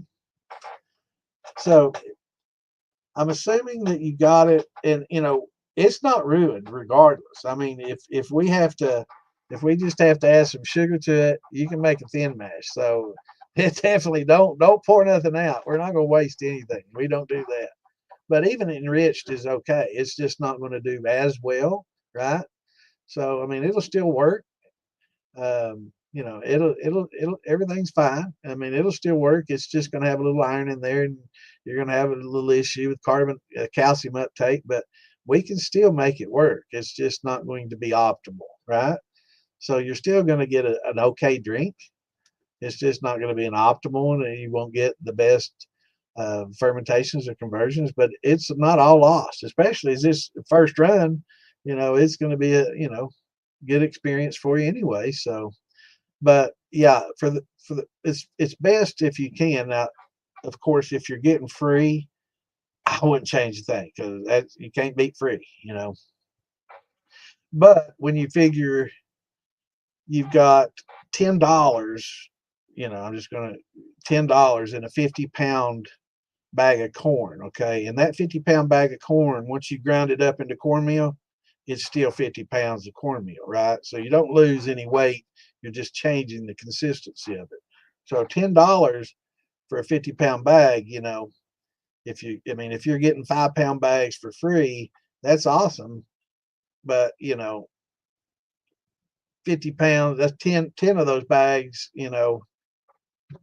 for $10 ain't bad either, right? So, but for the future, for good fresh corn liquor, I highly recommend just getting a good yellow dent from a mill house if they got or a farmer. If you've got a farmer that raises corn and it's got some really good quality yellow dent, absolutely you can get it cheap as hell, man. I mean, they'll tote you up and send you in 55-gallon drums full, whatever whatever you know uh, carry container that you can bring. They'll fill it up for next to nothing, man. I mean, they'll load you up not much your truck can handle. They'll load the bed up. If you don't have anything to put in, they'll put it on you, man, for cheap, right? So if we go to Tractor Supply, get it's best just to get a grinder. But you work for a farmer, awesome, awesome. So do they have a grinder, or do they just sell whole kernel? What's up going on, Roy? Doing good, brother. How about yourself? Hope that headache's gone, man.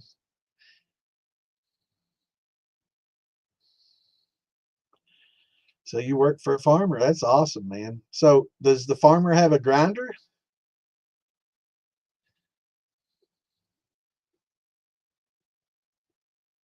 That would be awesome. What's going on, Mark? I know what you about to say. That's Pat. No grinder. I would make a joke.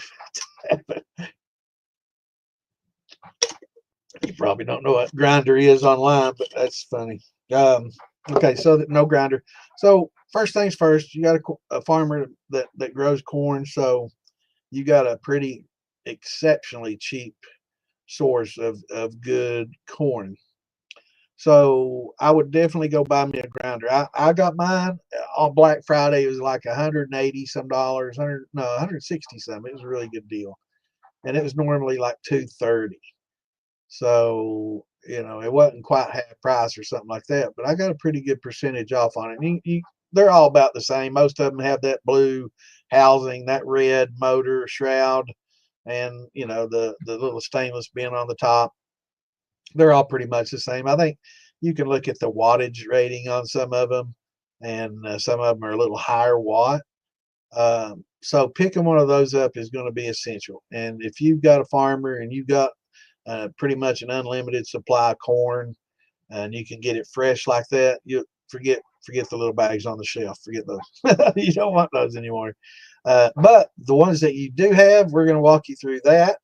But get that grinder and start grinding your own up, and you will not be sorry because it'll be fresh. It's like coffee. You can get the pre-ground coffee that's in the bag, and it's okay tasting. But if you grind up your own beans, it's so fresh you can taste the difference, right? And it's the same with your corn and your corn liquor. If you make a cracked corn that's been sitting around a while, it oxidizes and it kind of loses some of its flavor and edge, and then you compare that to like a fresh ground corn. Yeah, it's night and day. It's the same with coffee. Same with corn. You get a lot better, fresher flavor out of it. So how many gallons and how many pounds? How many pounds of cornmeal did you use, and how many pounds of water, or how many gallons of water?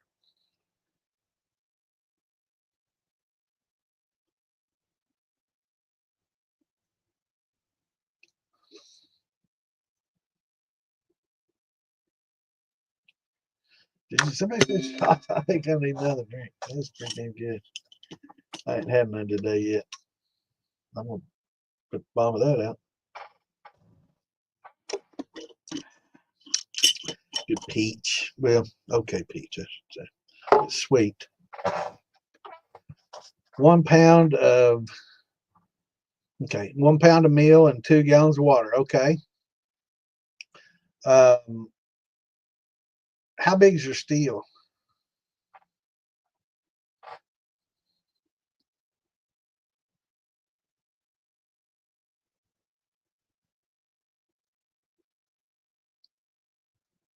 Or are you just saying you used 1 pound of the cornmeal per 2 gallons of water, or you got 1 pound in 2 gallons of water right now?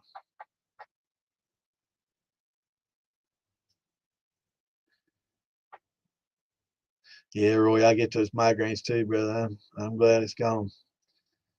Mine are bad. Oh, it's homemade cook pot, so it's like a gallon or a couple gallons. That's why you did the 2 gallon. That's fine. I started out in a pressure cooker, and that's probably what you're talking about. I started out using a pressure cooker and making thin mash myself, brother. So I am right where you are right now. Um, so I would say, have you cooked it yet or done anything to it? You just cooked it up a little bit. That's fine. There's nothing wrong with that. So you got a worm coming off that copper worm screwed into it. I know what you got. I made one of those 40 years ago, man. Probably more than 40 years ago. Definitely more than 40 years. Oh shit. Almost 50 fucking years ago. Damn, I'm getting old. Yeah, I was 12, 13. You turned it off early, so you did cook it a little bit. It's cool. It's fine. Nothing. Hey, it's fine. Don't worry about it. You don't have to throw nothing out. Okay. What we're gonna do though is we're gonna add uh, another pound. Do you? Yeah. You do have a thumper too. Awesome. Well, is this the first time you've run? If so, let's just bypass that thumper. If you can take the thumper out of line and just go straight into your worm, um, let's try doing that first, especially with something that small. Let's just okay, okay. Um, I don't know though. Having a thumper might help catch some puke if it pukes over, and it'll make what's called a slobber box. So it'll probably be okay. Yeah, just leave her in there. It'll be fine. So what we're going to do is, if you got a gallon of or 2 gallons of water and 1 pound of the mash that's been cooked a little bit. So let's just go ahead and if you got another pound of the meal, you can add that, and let's add a couple of pounds of sugar and stir that up real good. And is it still warm enough to melt the sugar?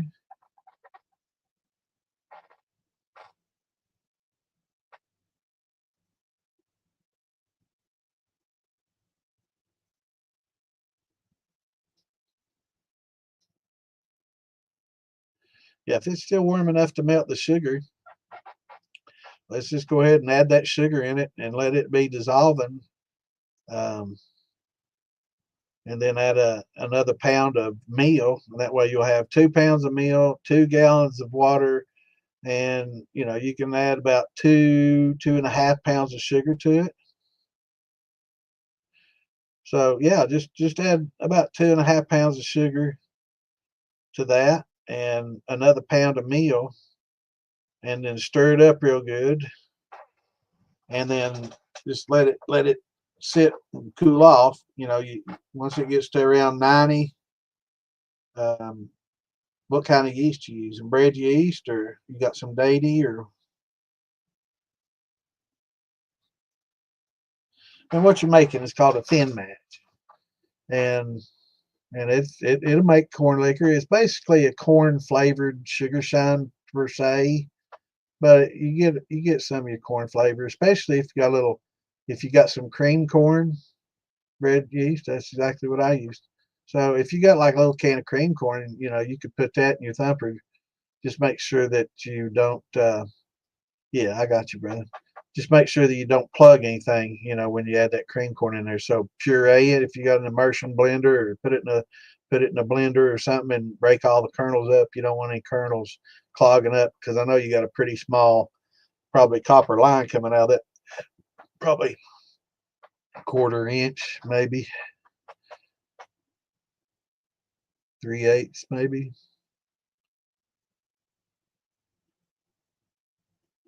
What's going on, Donald? So you can put some of that cream corn in your thumper, and that'll help flavor it a little bit and give you a little more corn flavor. All right, so what you do, you add another pound of the meal, and a couple 2.5 pounds of sugar. Stir that up real good, and when it gets to about 90 degrees, um, I want you to do a yeast starter. So your wife, if you're married, she probably knows what a yeast starter is with making breads and stuff. So you basically take your quart jar and add some 90-degree water to it, just something that feels cool to your fingers. So if you run the water and it feels warm to your touch, you're 98.1, so it's going to be higher than that. So you let it get cooler, cooler, cooler till it gets neutral, and you can't tell if it's warmer or cooler than your skin. It doesn't feel neither. That's around 98. So you let it get a little cooler than that, uh, and you can add that to your jar and put in maybe a eighth of a cup, 1/4 cup of sugar, and your packet of yeast in there, and set it inside a pan because it might foam over, and let it stir it up real good, and let that activate. Basically, it activates your yeast, and it lets you know if it's viable or not. So if it's good and viable. Wow. Hell yeah, cherry brandy. Cherry wine's good too, man. You might not, it may not make it past the damn wine stage. Mine didn't. I've got some cherry wine in there. It's dynamite. So,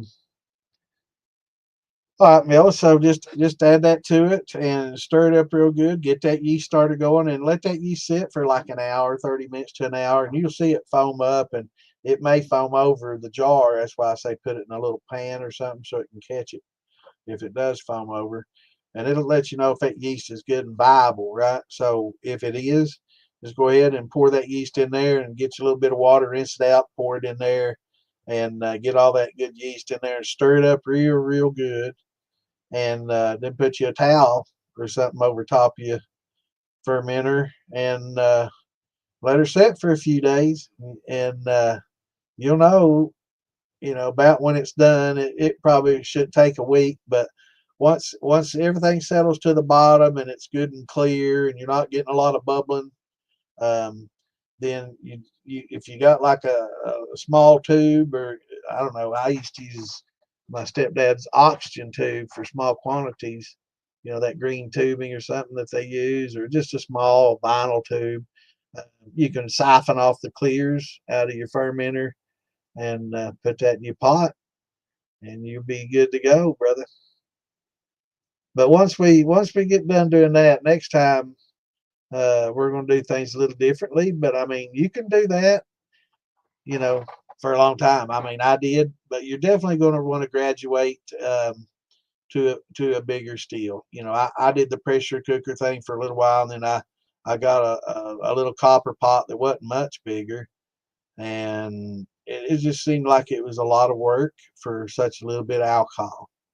So after that, I graduated to keg steel, and that was the bomb. And we went to the keg. I used the keg steel for quite some time because it was 15.5 gallon keg, full size keg, and we could use like 12, 13 gallons in it at a time without it puking over, and it made a lot better shine, and it was.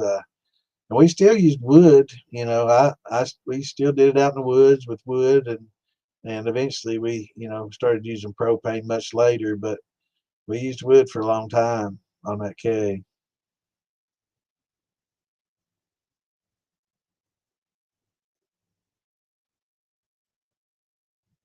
But yeah, that's it's not lost. The only time you should ever throw anything out is if it's if your mash has multiple colors and it's got furry looking things in it and it's molded up bad. Chances are it's probably not something you want to keep. I think. Let me see here. I think Amanda put something out the other day. I saw she put out and I grabbed it. I thought it was pretty interesting and a pretty good little chart to go by. Let's see here where I saved it. I know I saved it somewhere here. Here we go. Here's a little chart. A lot of people have trouble determining whether it's lacto or um, penicillin or whatever. So I'll add this chart to the DIY and militia page, but it determines it mold. Now, usually if it's got colors like red, green, black, or blue, chances are that it's going to be a mold. Um, I was talking. I guess I don't know. A lot of you might have heard. I guess Kimbo knows. Um, I did a mash with a bunch of jams and jellies and a bunch of leftover, and it's starting to get a little age, a couple of years on it, a few years, wasn't as good, and we were going to make some fresh, so I had quite a bit, and so I decided to make a mash out of it. I guess we made yeah, it's a good little chart. So Amanda was fitting it out. So I fermented all this jams and jellies and shit. And we were going away on a 4-day long weekend, 4-day weekend, and I decided to do it before we left. That way, when I got back, it'd be pretty well on its way, I thought. And it might have been 4 or 5 days. Anyway, we get back home and I go in there and look at it. It might have been the next day I looked at it. I go in there and look at it, man. I think I had all these colors. I think we had them all in there, man. It was every color of the rainbow, man. It looked horrible. And when I opened it up, it was like they were spitting pores and spores up at me, man. It was it was bad. Oh, she ran off. Well, they do it, brother. I just now saw it. Your reply, but we'll talk you through the yeast starter when you get. Let me know when you get back, Melvin. But yeah, this jam and jelly had every damn color of the rainbow in there. It was spitting spores. It was fuzzy. Uh, it was horrible, man. I think I was growing mushrooms in there. I don't know what all was growing in there, man. It was green. It looked like some grass growing. I had some fuzzy. It was horrible. It's one of the few that I ever threw out. It's usually I'll run that shit. I don't care. But this one I'm like hell to the no, and it probably 20 some gallons. You know, it was pretty decent. You know, it was big enough for my 18 and a half. So it's probably 20 gallons of it. But yeah, it went to the woods. But yeah, if it's foamy, chunky, a lot of times it's just yeast building up. But if it's one of the big telltales for lacto is the venular structure or a spiral, a filamentous. So it's got like filaments, like lightning bolts going out in all these directions, and you get like bubbles with white, and it's pretty common. You know, I know on the show, I don't know, Mark and Digger acted like lacto. What the hell's that? It's the first time I ever seen that. That's all. That has to be bullshit. Because if you've done a lot of mashing, lactic acid is a typical byproduct of the fermentation process, right? So it produces lactic acid, which is what is the precursor for lactobacillus. So lactic acid, you'll hear me often talk about um, organic acids that are created. This is when I talk about the oyster shells and why we want to use those. Is this is part of the natural process of the fermentation process. When you're doing fruits and vegetables, you're going to get lactobacillus, you're going to get citric acid, you're going to get acetic acid. There's a whole host of organic acids that are produced as part of the fermentation process, and that's why pH is naturally going to drop during the fermentation process, and that's why you don't necessarily want to chase that with baking soda and freak out every time your pH starts dropping, because it's going to naturally want to drop, and it's natural for it to drop. We just don't want it bottoming out, right? We don't want it getting into the low threes where it's really going to stress the yeast, where it's going to, stick. The fermentation is going to get stuck because the yeast are stressing. They're putting off some bad flavors, and it's going to ruin the wine, and definitely going to ruin the wine, which makes it definitely going to be a brandy. But we don't want to ruin that too. So we got to stop it, right? We got to fix it. So the best way to do that is to start with some oyster shells. Now, if it's going to be something that you want to drink as a wine, oyster shells probably isn't a good idea. This is something I tell people to use for making brandy and for making something that gets distilled, right? For making your wines and beers, it's probably not going to be the best things to put in there because they may impact the flavor of the wine. I'm sure that there's going to be maybe some flavor given off that would impact the wine, but as far as distilling and carrying over, it does not. But I do boil them and clean them real well first, so that's that. Would I use them in a wine? No. I tend to use acetic acid or citric acid, I'm sorry, to lower pH when I need to, and I will lower the pH for a wine. That's part of the process and part of the recipe. But pickling lime, calcium hydroxide, is probably a better choice to raise pH than sodium. Sodium. I guess sodium hydroxide. What is it? Baking soda.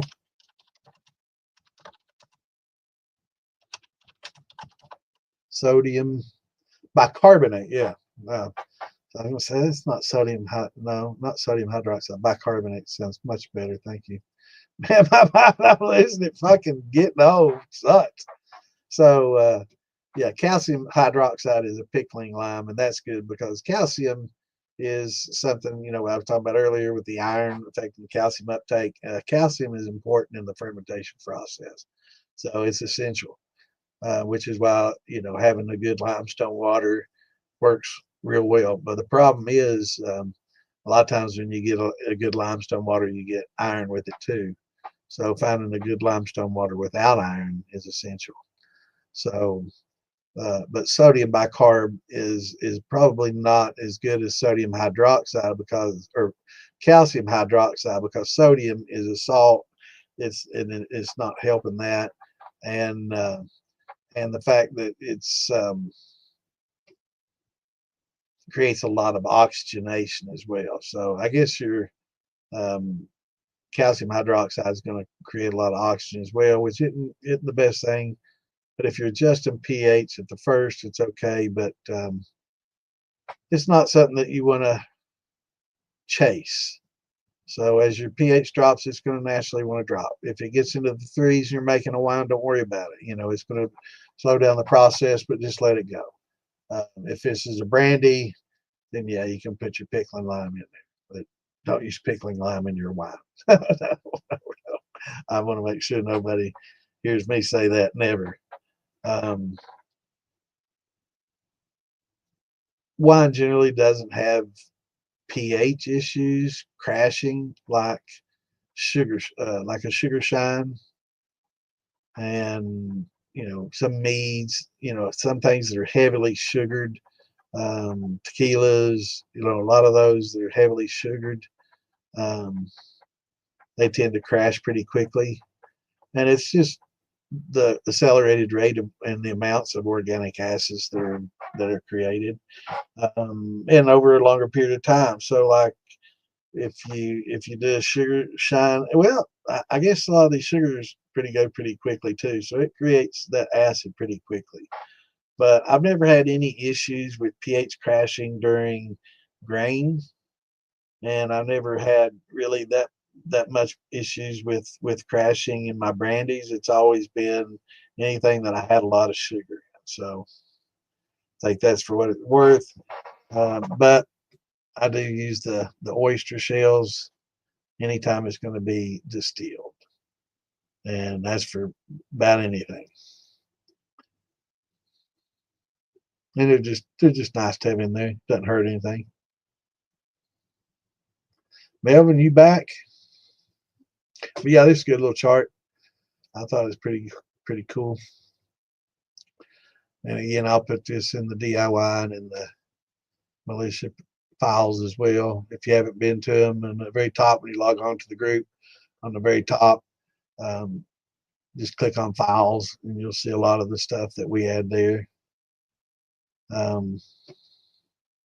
But as far as doing all grain, it's not as tough as what people think. It's just making sure that you get each grain gelatinized at the proper temperature, and you hold those temps long enough for it to get gelatinized without denaturing enzymes that are in them. So holding your barley malt at this range for an hour and having that wheat in there, and then as it cools a little bit, you can add that rye. And Wayne was talking about step mashing. You start with your corn, and then when the temperature gets down to you add the barley malt, it steps down, you add this in, you let it sit, and then you add your wheat in, and you let it sit. And if you're using rye or oats, you add your oats in, let it sit, and slowly add these as each of these temperatures come about. And that's step mashing, and that's taking advantage of the natural properties within each grain to, if they're malted, to help convert.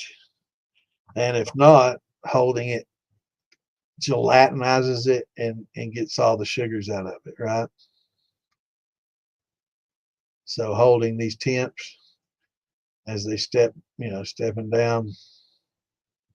Important. A lot of people don't realize when you do potatoes, even some vegetables, adding amylase, or I mean, even some fruits, adding amylase helps. A lot of people don't realize it. Let's see. Can't hardly see anything.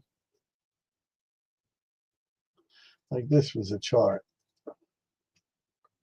Yeah, it's kind of hard to see, but even apples, it gives you amylase needed because there's starches in a lot of these fruits. Now, a lot of people aren't going to go to the trouble of adding amylase because they want it to be slightly sweet, so they want um, some sweetness at the end. So just don't let it go dry. If you want some extra sweetness at the end, so you don't want to have it dry when you distill it because that will affect the flavor. Then just stop it early.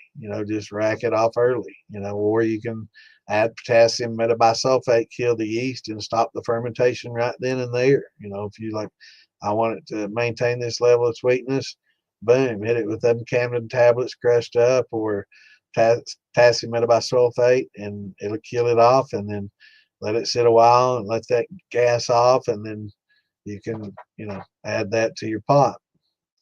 A lot of winemakers use that to stop fermentation. That way they don't have to back sweeten, and they don't have to worry about the fermentation process starting back up when they back sweeten. If you don't kill those yeasts, it will. But you can see, like bananas should be a little higher, apples, cherries that he's talking about, yep. You can add a little bit to those. Corn, 8 to 12, of course, you're going to need potatoes, you know, but even to most of your vegetables or fruits, you can add little enzymes to those to help them along and help break down some of those sugars or starches. No, that's a good question because even if this chart, see, it's alpha glucose, and a lot of people say, well, that's glucoamylase. No, it's alpha glucose. Glucose is just the type of sugar, right? It's glucose. These are the molecules. So it's very confusing. Beta glucose, and people see the beta gluco and they think, well, that's just the same. That's the same thing, and it's most people think that, Jeff, that beta and gluco is the same thing, and they're not. A beta amylase will denature at about 135. Gluco much lower. So you can add your beta, which is mostly an endogenous enzyme that's from the malt. And all these you get from within the malt. This is the alpha. We don't really worry about this. This is animal, but the beta and the gluco are different. And a lot of times you'll see beta glucanase instead of just beta glucose. Both are right. Both of them describe the same thing. It's just different scientific terms for the same thing. So you'll see a lot of things say beta glucanase, and it's just beta glucose. But just a plain glucoamylase is not the same. And actually, a glucoamylase is more effective than a beta glucanase or glucose. So, but they do denature at different temperatures, and not quite the same. They don't they don't chop as well. Beta's not quite as effective as a gluco, and you can do all three. I mean, actually, you can do all four. I mean, you can use malted grains. You can use your high temp alpha. You can depend on the beta from within the actual grain itself, and then at the end you can add a little bit of gluco. You get by with using less because you're using the malt. You don't have to use as much, but there's nothing wrong with putting a little bit in there just to help the process along and make sure you get full conversion. And anybody that does a lot of converting realizes that sometimes you can do everything right, and it's still, especially if you're using the alpha powder that has to wait till 155 to add, it's less effective. So yeah, I mean, with even if I'm using malted barley, um, and this is another thing. A lot of times people used to use a 6-row barley because the 6-row had a higher diastatic or lintner than the 2-row. I might have said that backwards earlier. I think I did when I was talking about this. A 6-row would be a little higher than the 140. So it's going to be probably 150. I think I did earlier. I said 6-row might have been less. I probably did. It's not. 6-row is going to be higher than this 2-row. So it's going to be like a 150, 60, probably a 160. But wheat, I think malted wheat is about the highest. It's higher than the 6-row. So I don't know why I said that earlier, but I just realized that I might have said that. But a lot of people now, a lot of people use the 6-row because it had that higher diastatic, right? And it's probably 170-ish. Matter of fact, I can.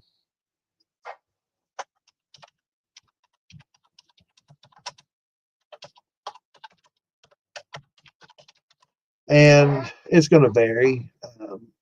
All your 6-rows not going to be exactly the same, and of course, they're not going to be. Give me a straight answer here. Come on, man. Let's see. Maybe Bryce. 6-row. Yeah, see what they say. Surely they'll give me a lit there. Diastatic 160. And this is 6-row. Interesting. So yeah, it's going to be a little bit higher. I was thinking maybe 170, but this from Northern Brewer 6-row malt is 160, and that sounds about right. I don't know why in the hell I said 6-row really, but a 6-row has a little higher diastatic. So even though now that we have the liquid amylase, we can use a 2-row now and not really have to worry about the diastatic as much, right? Because a 2-row barley generally has a lot more flavor and better flavors than a 6-row. I know that's an opinion thing, but most brewers and distillers, think that the 2-row does have better flavor. So just going on numbers that do, generally speaking, it has better flavor. So we now can just use the 2-row and not really worry about diastatic power, and we don't need to do, our calculations, our diastatic calculations, and determining, how many degree litners we need to convert everything. We went over earlier how to do that. It's pretty basic. It's pretty simple. Um, but you need about 30 lintner per pound. Um, so every pound of grain needs to have at least 30. I appreciate it. Yeah, he did one for me too. It's awesome, man. Kimbo, man, it's a pretty cool song. But yeah, you can use both, and I recommend using both. You just use less. Again, you don't need the 6-row. You can substitute and use some 2-row with some more flavor now, or wrong one. Or you can use some of these flavored malts. But when you use the caramel, not as bad. The blonde has a little bit left to it, but the caramel, chocolate, and black, man, the further down this goes, the stronger they get. So that black malt, don't use a lot of it. The chocolate malt, don't use a lot. I'm talking 5%, because it really adds a lot of flavor and it can overwhelm pretty easily, like cinnamon and the thumper. So um, some of the blonde malts, not quite so bad, but still kind of minimize how much you use, and start really small and add a little bit each time you do it until it's like, I don't, yeah, that's too much. So that point that you can get to. But yeah, I highly recommend it, especially if you have like the powdered amylase. When that thing hits 155, I don't care what's in it, I'm going to put in a little bit of that alpha amylase. Fruits, grains, whatever, because I got a bunch that I got to get through, and I hate wasting it. And if I throw it in there at that temp, I know it's going to do some good. even in, some of the brandies. But, again, I would only do that if it's a brandy that I know is going to end up a brandy and not a wine. So I do make a lot of wines, and when I make a wine specifically to be a wine, there's certain things that don't go into it. Oyster shells and amylase will be one of those things. I don't care what that chart says. I'm not going to be using amylase in any of my wines. I just, don't need that extra starch sugar. I'll just use the fructose that's in it and the natural sugars that are in it. And if there's any left over, it just made for a little sweeter wine if you don't want it to get real dry, or a brandy. So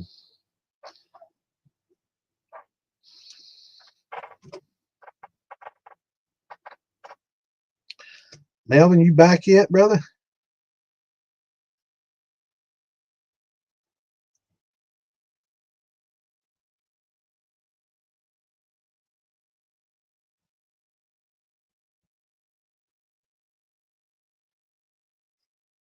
He join the militia. That way we can help you.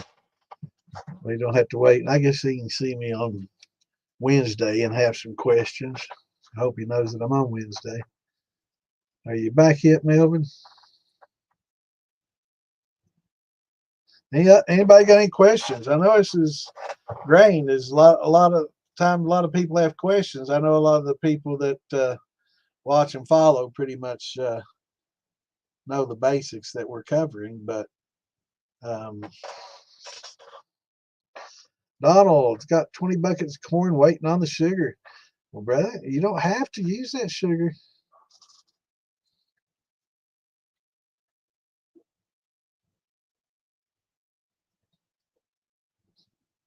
Donald, have you done all grains yet with no sugar? I know you've been at it a while. Have you done it without using sugar?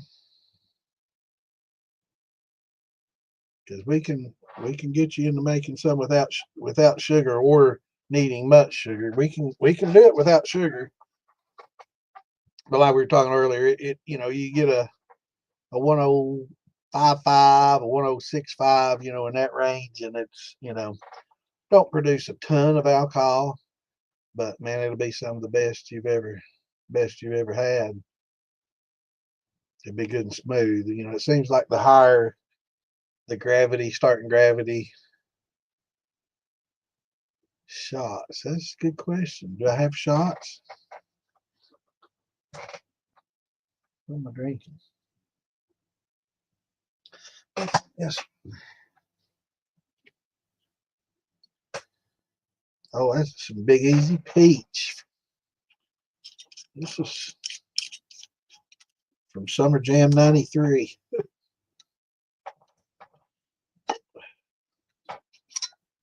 That's a 2-year-old peach right there.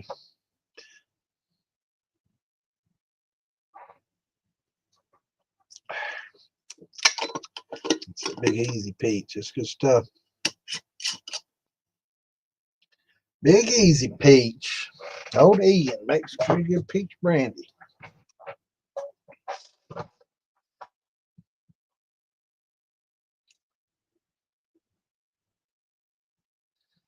So Jeff, did that answer your question?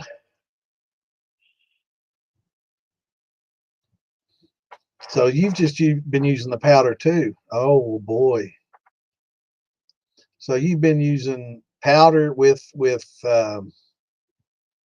malts then, right? Malted grains.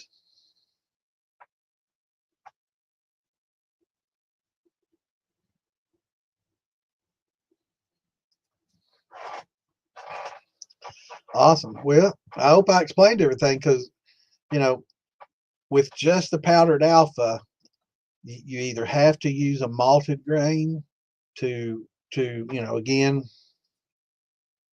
the alpha is going to debranch these into 5 to 10 little glucose strings. It just debranches it, but it makes a lot of unfermentables. They're still unfermentable, right? So either having that beta to go in to chop it into 1s and 2s, or that glucose to come in and chop it into 1 or 2s is essential. Okay, so you're using the 2 or 6 row. I can't recommend enough. I know that you got that powder and you want to use it, so you're in the same position I am. But I went ahead and bit the bucket. I got some of the high temp liquid and the liquid glucose, and it helps so much, man. It's night and day to the powder. Powder works. It's not as effective, and it's not as easy to use, and it's much more temperature sensitive. So the high temp alpha, as long as it's less than 185, it don't matter. You know, it'll work. You know, it's best to use it at around 180, 85. It's more activated better and more uses much better. But you know, you can throw it in 160, 165, 170, 175. It'll still work. Whereas that powder, it would denature at those temperatures, and it has to be exactly 145 to 155, 150, 155. So it's pretty strict. You know, on the temperature. You know, you got to be right here, man. And it's roughly about the same temps as the barley malt. And I guess because it's got the alpha amylase in it as well, and it'll denature if you get over this point. So that's 155. So the powder is difficult to use, and you won't depend on your malts as much.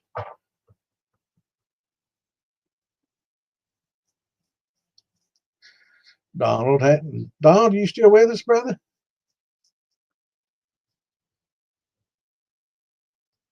Because I want you to. I'm trying to talk you into doing a run this time with no sugar. I can talk you through it, brother. Because I can tell you, liquid high temp and liquid glucose is totally making 100% corn liquor so much easier.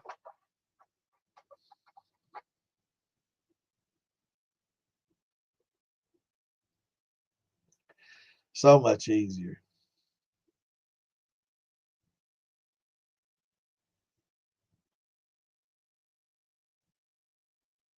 That'll be cool.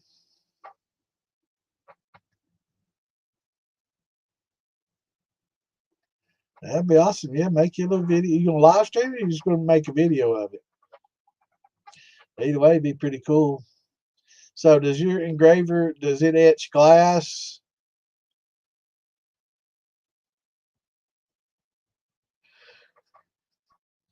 Cool. Does does your engraver do glass?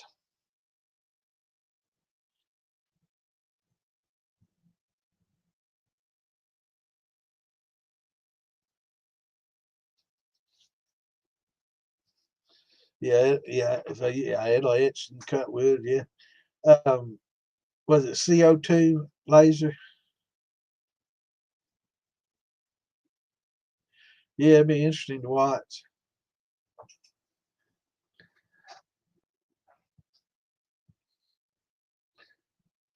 CO2. Oh, diode. Okay. So I think CO2 would do metal. I'm thinking about getting one for metal.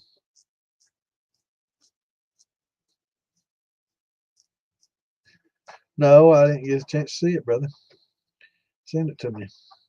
Welcome back, Kimbo. We've been talking about you while he's gone, so just so you know, you'll have to rewind and see what we always said about you.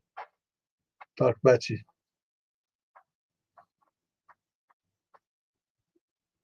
Fiber. Maybe that's what it was. I think Tracy's. Maybe it is fiber. But all I want is just to engrave. I don't want to cut or go deep. I just want to, just to etch maybe. I got an idea. Make a little extra money on. It's nobody's done it yet that I've seen, and it's pretty much once I do it, I guess there'll be more and more people doing it. But I ain't gonna give it up like I did my worm chiller.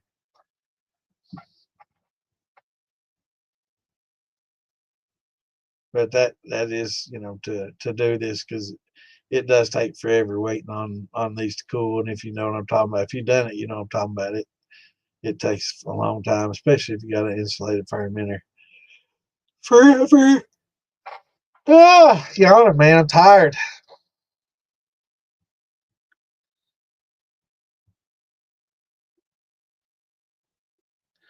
Cool. Yeah, one of these days I'll play those Santa song on here. I don't know how to video. I don't know how to do audio. Slides and PDFs, extra cameras, so I can add an extra camera. That's cool. Interesting. So when I do some instructional stuff, I can be here on one and have a camera on something else, and maybe I can. I think a lot of times when you're all looking at a chart on there and I'm pointing at things with my mouse, I think that y'all can see my mouse, and I realize they can't see the mouse. So if I do the screen share, you can see my mouse. So maybe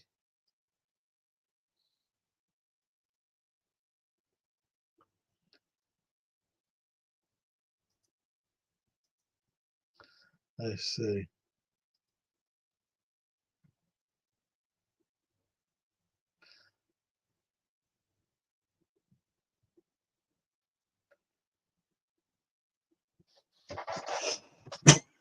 Oh.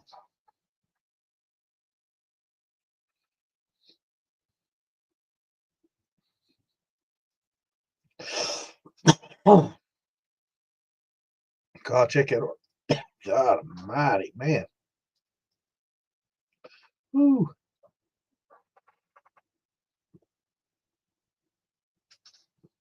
I think come down something hit my throat. And it wasn't that peach. Okay.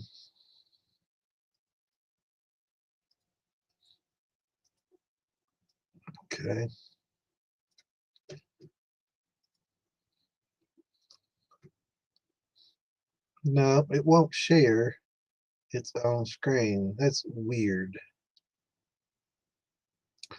So I can't share the StreamYard screen. I can only share other screens. Interesting. Okay. Oh, wait. Maybe I can.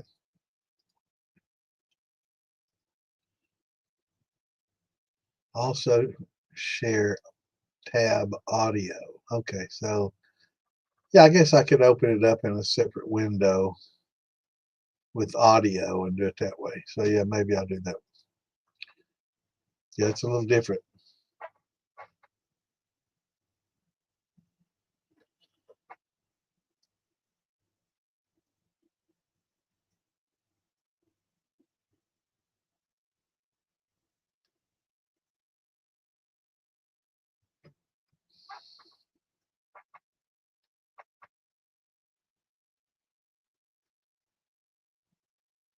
Watermelon daiquiris. That sounds good. I think that's right down what people want instead of, and you can just call it, you can put a little, watermelon in your shine and call it crawl, watermelon crawl. I mean, that's pretty much how they make it. All right. Forgot I had highlighted Don's. All right. Anybody got any more questions though about grains? I know it's not as complicated. A lot of people think there's a lot of complication to it. It's easy to do. It just takes a long time and knowing, and to how to step it down. Cooking that cornmeal, gelatinizing it is the same as if you grind your own corn. I'm gonna turn this fan on. I hope it doesn't. Hope y'all don't hear it. So cooking cornmeal is the same thing as grinding up corn and cooking it. They're both cornmeal. So whether you get it from Lily White or whatever, just check and see if you can get it unenriched and not with it enriched. Right. Yeah, when you're malting corn, one of the secrets to getting it, let's see, I got a little picture somewhere here, is knowing when to stop the process. So this is your corn kernel when you start, and when you start malting it, you'll see this radical starting to come out. And when it gets to this stage right here is when you want to stop the malting process. That right there, just a little bit less than the size of the kernel, but right there is where you want to stop the process. And I'll explain why.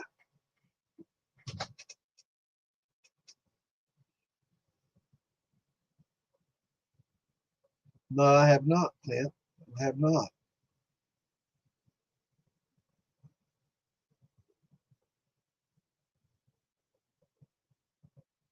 Okay, what you do is you've got it moist, right? You're keeping it moist to get the moisture through that husk.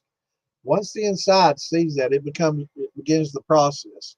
And I was going to shoot.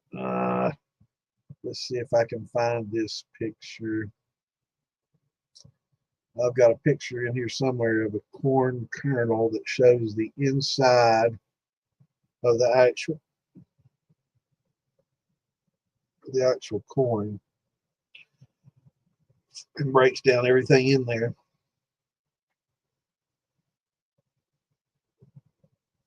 Let's see if I've got that handy.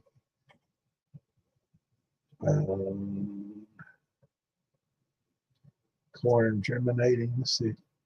No, damn it, that's the same one.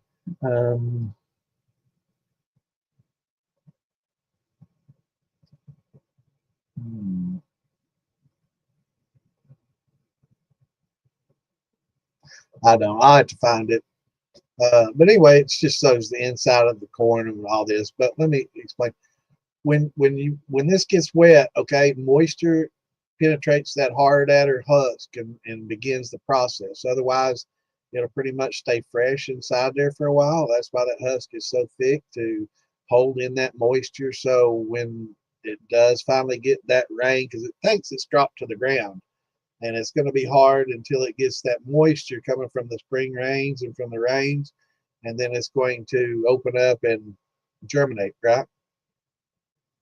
So once it starts that process inside and gets moist, it starts the process where it starts burning. There's an endosperm inside there, right? That's the starchy part. That's the part that we convert. That's what has all the sugars that powers our cells, their cells, everything. That's how we, when we eat, how we get the energy from it. So when it gets to that process and when it shoots this out, it's using some of this endosperm and it's using some of the amylase that's naturally in here, because without breaking it down and without starting the germination process, that amylase can't be used. So you can't just grind this up and use the amylase in this corn. Won't work like that. It has to have this germination starting process, which sends a message to the aileron layer. I'm not sure how you ALEURIN layer of that holds the amylase and releases it. So now it's releasing amylase and it's got a maximum amount of starch because it's used very little amylase and very little starch and energy to produce this radical and send it out, right? This little root. So right here is the opportune time to stop. You don't want any more moisture touching this. You want to put it on a screen and you want to start drying it out.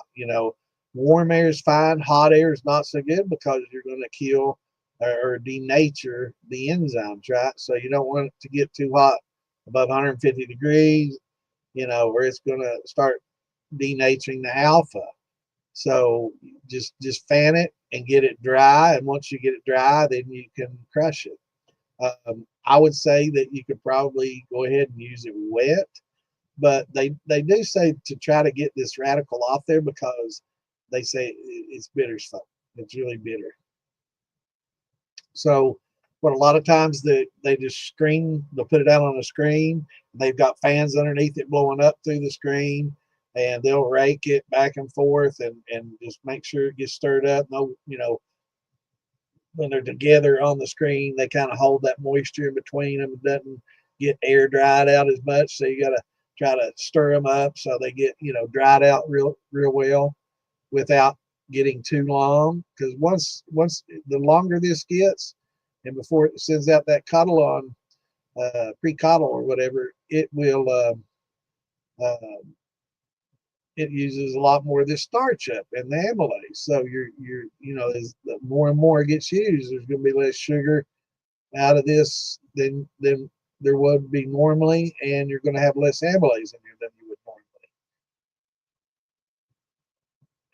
I don't think that there's yin and fan in that, but in malted grains, there is sufficient nutrients for the yeast. Part of the malting process and releasing that is the food to do this conversion with inside there. So, you know, it is converting this starch into sugar, into energy. So I think that, you know, in malted grains, you do have the yin and fan. I don't think it comes from the radical though. No. And they say that it's really bitter. So in a lot of the drying process, this will get brown and eventually kind of turn, you know, not quite black, but it'll be brown and it becomes brittle and it'll come off. People sometimes tumble it. They get like a screen, it's like a one of the little rat running around in a cage, but it's always screened all the way around. And they have this really big screen with small holes in it, not big enough for a kernel to fall through, right? And they'll turn this screen, and this screen will dry, and it also helps tumble these and break these off. So those are the best. If you could make one, or if you know, I'm sure they're easy to build. Just basically a wheel, a big wheel that you can turn it. It has the fan, and it yeah, it's awesome. It worked for Buzz too, yeah. But it'll probably break a lot of your trichomes off when you start doing that as well. So, but yeah, it breaks these little radicals off because once they dry, they become pretty brittle and they fall off. But that's the malting process. Now, I will also say malted corn generally doesn't have enough diastatic for itself. So you still want to use some exogenous enzymes or add a little barley malt with it, because corn, just, you know, all 100% malted corn doesn't have enough diastatic for itself. So you can still use that powdered and maybe throw a little 6-row on it or 2-row for flavor and to help it along, or use that liquid glucose. And you know, there's nothing wrong with backing it up. You know, when you do a grain conversion, if you add a little liquid high temp and add your malted, you know, grains, and then add some liquid glucose at the same time, man, you're gonna get a great conversion. And that liquid glucose, I can't say enough good about it, man. It really it breaks that shit up great. It debranches these so well, you know, because just the alpha alone doesn't. The beta, you know, sometimes leaves threes that will the yeast can eat, but it takes longer. So, you know, when they do the gravity, they're still seeing sugars. It's been a week. Usually when I do grains, it's, you know, 4 or 5 days. It's been a week and a half. It's been 2 weeks. And, you know, so either you have unfermentables or it's just taking a while for the beta to work, and use that glucose and it'll definitely help it along big time. Appreciate it, James. Join us at the militia. You know, join the Moonshine Militia or the DIY shining stuff, and ask you questions in there. You know, in between shows, I know a lot of people are, you know, don't want to ask. They're a little bit shy about asking on here. You know, a lot of people just want to watch. You know, they don't want their name out there because, you know, the legality of what we do is some, you know, questionable in some places. Some places perfectly legal. So, you know, I always say just be very wary of what you do, who you share it with, and you know, only let your best of friends know what you're doing, and bring them in. You know, It's a great hobby to do with your buddies, and compete with your buddies and who can make the best, and we have a good time with it. Hello, April. See, I mentioned good brandy, and next thing you know, April Parker's saying hello. For those that don't know, April Parker is Mama Moonshine. She makes some really good stuff. Great brandies. Her and her husband both make great stuff. They're wonderful people. And she loves birds.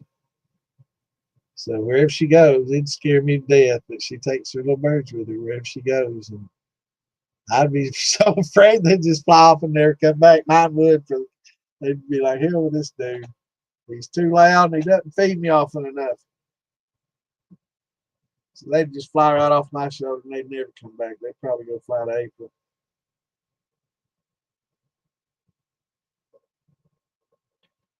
Yes, sir.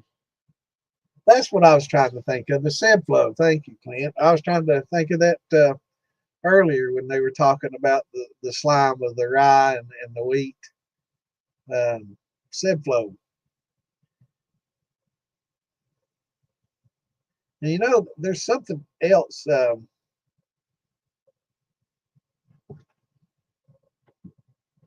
I think that they have something similar to the Seb flow. Let me see.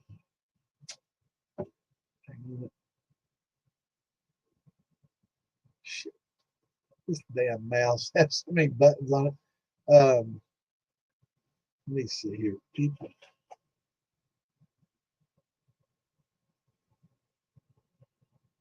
I'm trying to think of the wheat. What is it? Man, my mind, where in the hell is my mind going?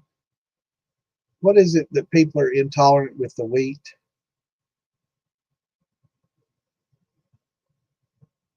What's that called? It's not, it's kind of like a lactose intolerance, but it's something with the wheat.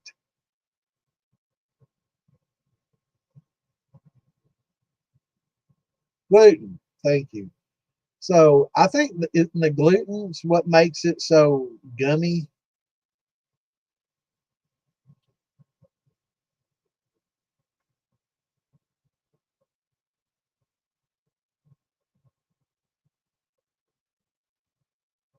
Glutens. There's some gluten intolerance.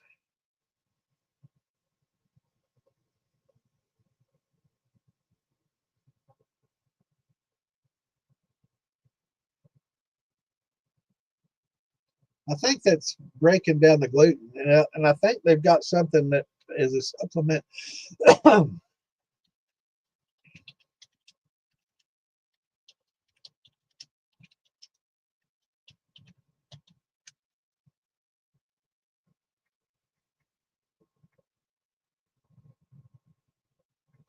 That they're giving people to help with. It's a digestive enzyme for gluten, and I'm just wondering,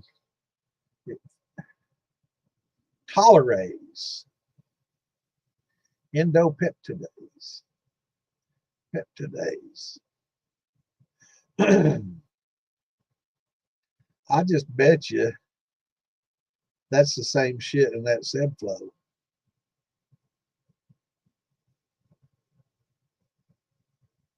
I bet that is endopeptidase.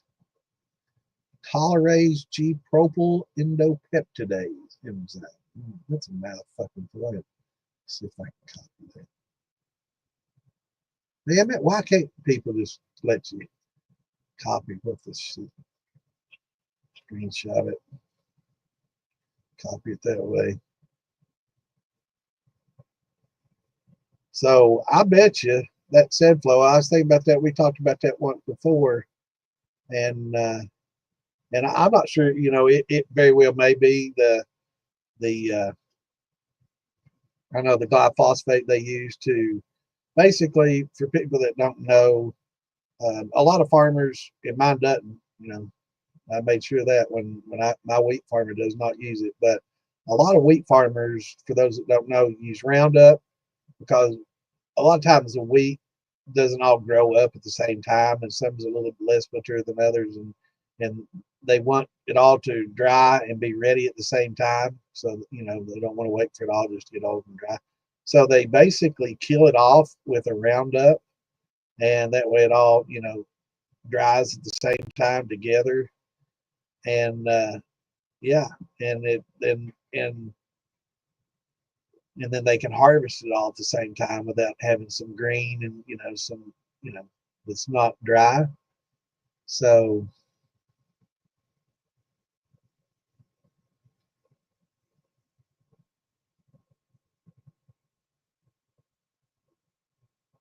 but I bet you that's the same enzyme. And you know, and it's naturally, you know, you have that enzyme in your malted barley, but I don't think it's in that high of a quantity to break down all that gluten.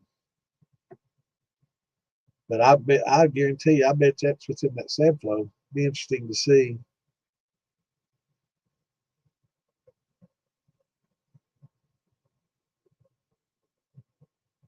Gluten enzyme. Let's see what all these gluten digestion enzymes. Guarantee every one of those has the same gluten peptidase in it. But yeah, that's going to be something I do a little research on. But yeah, it'll help cut down on that gumminess. I was trying to think of that earlier when somebody mentioned how gummy the rye got, and I was like, yeah, you could use that. The wheat gets gummy too, and oats, all of it gets kind of gummy. You know, I don't know if it's the same cause, but all right, brother.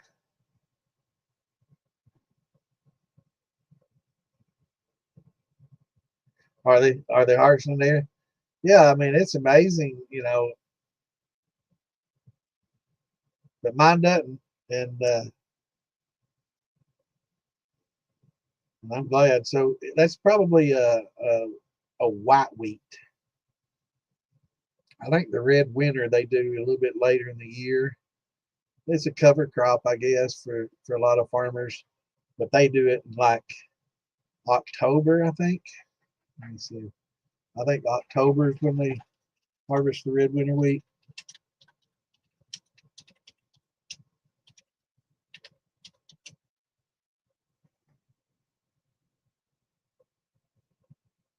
September, October, yeah, yeah. That's basically when they do the the winter wheat. Winter wheat is harvested starting in late May and through the summer. Okay, well maybe not.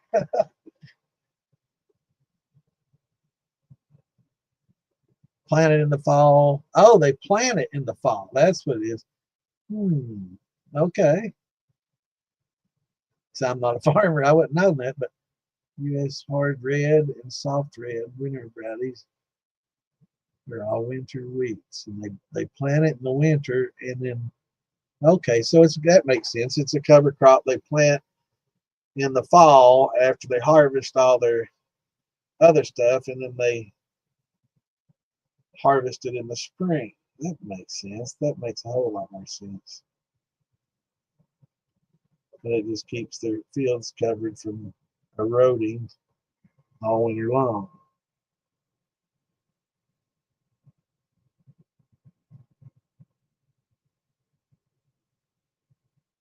That makes a lot more sense. Okay, so I learned something too. See, we're all learning. But yeah, I usually I need to get up with him, man. What's going on, Gary? They were all here learning, man. I learned. Hell, I always thought winter wheat was harvested in the fall, but it's not. It's a winter wheat because they plant it for the winter. That makes so much more sense. I don't know what the hell I was thinking. Now I got me a nice little chart to put up.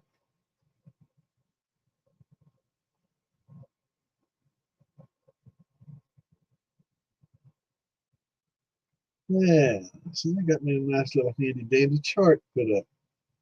See if I can put it up here for you. While I was looking at.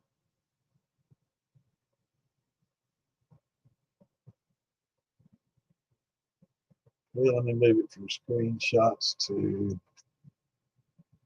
I have to rename it in a second here. I have fun doing this.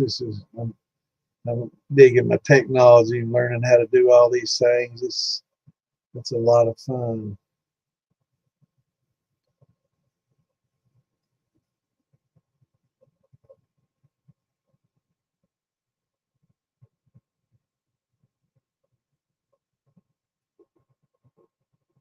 All right.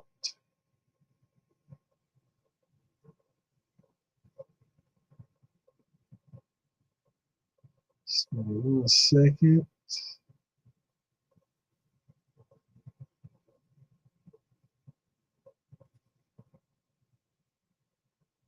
And it should be in there. Boom. So hard red winter, summer, winter, durum wheat, soft wheat, or soft white. Interesting.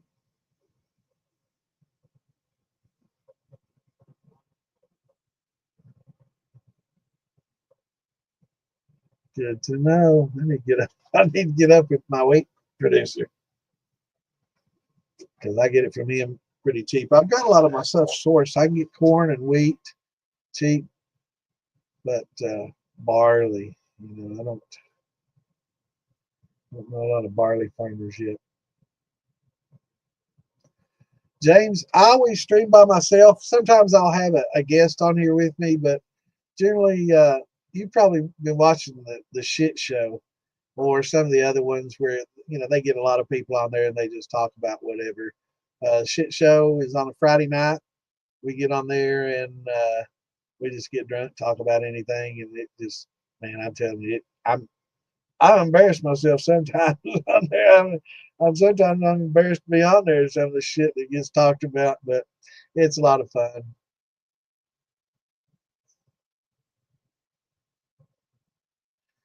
Right, and clearing. It also helps, clear your mash. So yeah, that's one thing I like. A lot of people like, I don't like using pectic enzymes, and I'm like, but not only helps break down all that pulp and stuff and get it more of the sugars, and it's very efficient at getting juices and sugars and making your wines and your brandies better.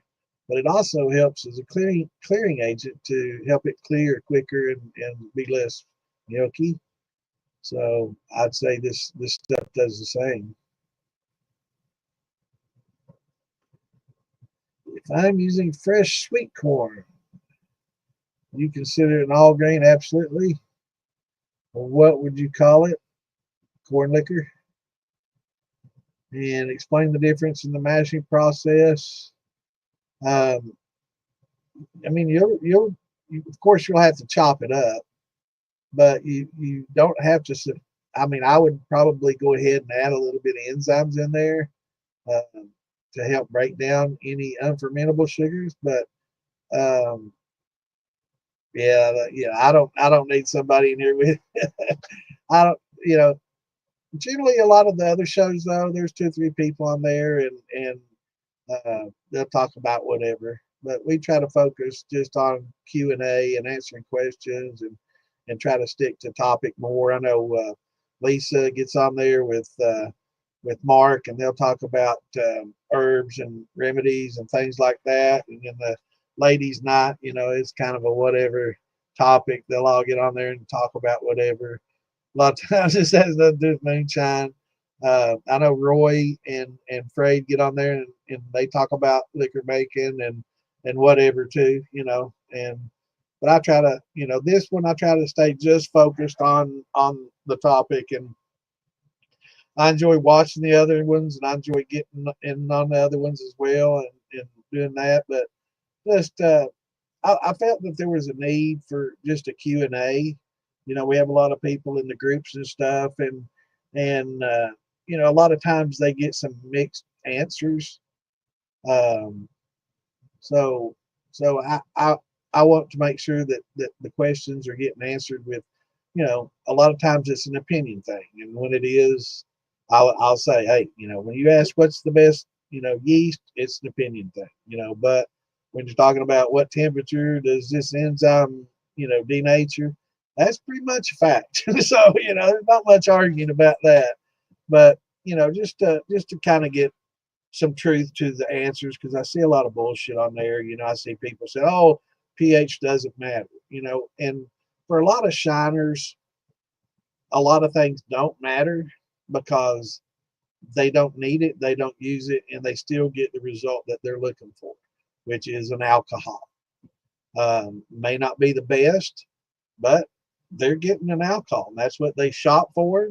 That's what they're getting. That's what they're used to. And I'm not saying it's not as good as mine or worse than mine or mine's better or theirs better, but I mean, they don't even need a recipe. They don't need hydrometers, they don't need anything because they've done the same thing for a long time. I'm one of those guys. So, I was that guy. I've been doing this a long, long time, and I learned by mistakes, by making mistakes. I made thin mash forever and ever and ever with just sugar and cornmeal. A lot of people, oh, that's not real yeast, it makes liquor, and that's why I was one of those guys. I don't need pH. I don't need a hydrometer. I don't need none of that because I didn't need it. But looking back now and knowing what I know now and what I thought I knew then, I did need it. I just didn't have it, and it would have made better liquor. I'm making better liquor now than I made it. I did it for a long, long time, but but the end result was liquor. So, there's always good ways to do things, better ways to do things, and sometimes the best way to do things. And sometimes people are happy with a good way to do things. It suits their needs. They don't need all this fancy stuff. They don't need a hydrometer. They can just taste it. They don't need the proofing hydrometer. They can just shake that jar and get close enough, and you don't have to have it to do these things. So, it's just, so you can't really argue with somebody that says you don't need it, or or these things don't matter, because to them it does. And in the whole scheme of things, it's not a necessity. But if you want to make it better and you want to learn how to make it better, then some of these practices are something that you might want to improve on. James, that's an easy answer. When I first started, I scorched the shit out of so you're talking about cream corn. Let's see. Yeah, it does. I'll get to you, James, in just a second, brother. Yeah, it helps cut down on flocculation. Also, different types of yeast will help cut down on flocculation.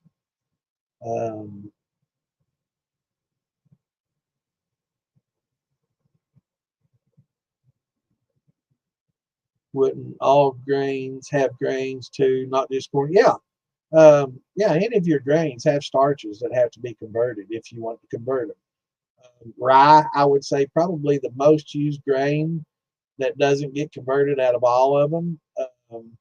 And I'd say a lot of it does convert because, the temperatures, and it just pretty much converts when it gets to these temperatures, and has such a large range here, it's converting as the temperatures drop.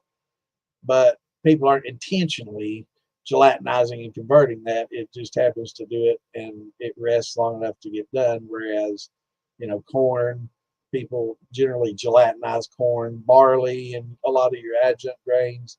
People don't intentionally gelatinize them, but because of the time, and because a lot of times the temperature drops so slowly, they get gelatinized naturally. So it's basically just naturally steeping. But if you do the proper step, yeah, you'll hold that temp to get that gelatinized, and then you'll hold that temp to get that gelatinized. And again, you can't see my mouse, but I'm talking about the furthest dot to the right on all these. So That's the upper level, and then you want to hold it between the dots. So if you hold that temperature between the dots for an hour, you're getting that gelatinization, right? So you're converting all those grains. But with the sweet corn, a lot of the sweetness is already it's in your corn. It's not a starchy corn. So we have basically two different types of corn. You have a field corn that's generally grown and it's been selectively bred for high starch content. And that high starch content is great for, cows and us too, but it uses the enzymes in our stomach to break down to get those sugars out, right? Whereas a sweet corn is selectively bred to be a more sweeter and have those sugars up front. You don't have to get all the sweetnesses out of it. But yeah, you can cook that corn, gelatinize it, grind it up, and gelatinize it just the same.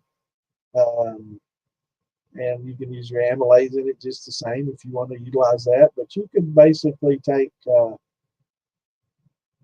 a sweet corn. I've never done a lot with sweet corn. I've always just kind of eaten the sweet corn because it's so good and generally more expensive. Um, but yeah, you can just ferment a straight sweet corn, I guess. Have you ever done that, Clint, without cooking it?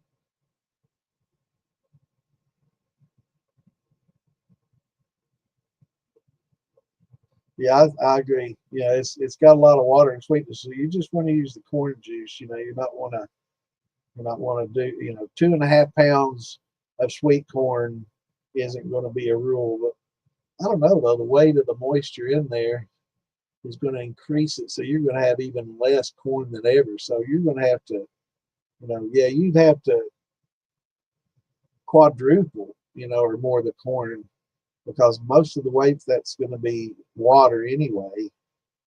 So you couldn't say 2.5 pounds of sweet corn because that's not a lot of sweet corn because it's got that water weight. So you would have to use a whole lot. Yeah.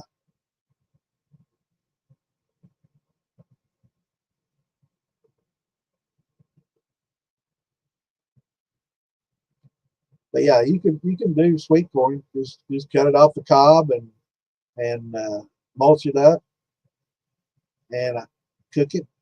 And you could add some alpha in there to get some what starches out of there. It's not gonna hurt anything. I mean, it's not like it's malted or anything. So yeah, just take your sweet corn and but water. You're not going to want to add much, if any, water to it. Um, it's going to be different. So I guess I guess you could take and measure the difference in weight in kernels and figure out how much water weight a kernel has, wet and sweet, versus a dry kernel, which is starchy, and figure out how much water weight's in each and calculate how much water to add, if much, because it won't be a whole lot. But it definitely has some interesting twist. I mean, it's something that you would have to kind of work with, balance and try. But it'd be interesting to see just what the gravity of corn juice, just taking corn, grinding it up, pressing it, and just taking corn juice, probably 1040, I'm guessing. So you could probably do that and add a little sugar to it or dextrose and make some fine, fine, fine stuff. But that'd be interesting. But I've always just eaten sweet corn and used the field corn, the yellow dent #2, because it's just so cheap. I mean, fuck, corn around here, man. I mean, it's until just recently. I mean, 25 cents an ear, 25 cents an ear was cheap. But before the corn was coming out, man, it was like 75 cents an ear. So it's like crazy. $1 an ear. So 10 ears of corn versus that 50-pound bag. I'm going with the yellow dent. But yeah, it'd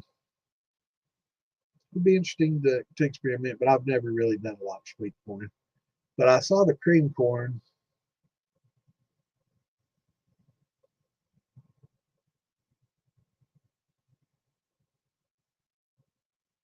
Yeah, and I've used the cream corn now. I haven't fermented that, but I've used it in my infuser and thumper. That works real well. That works as a really good infuser.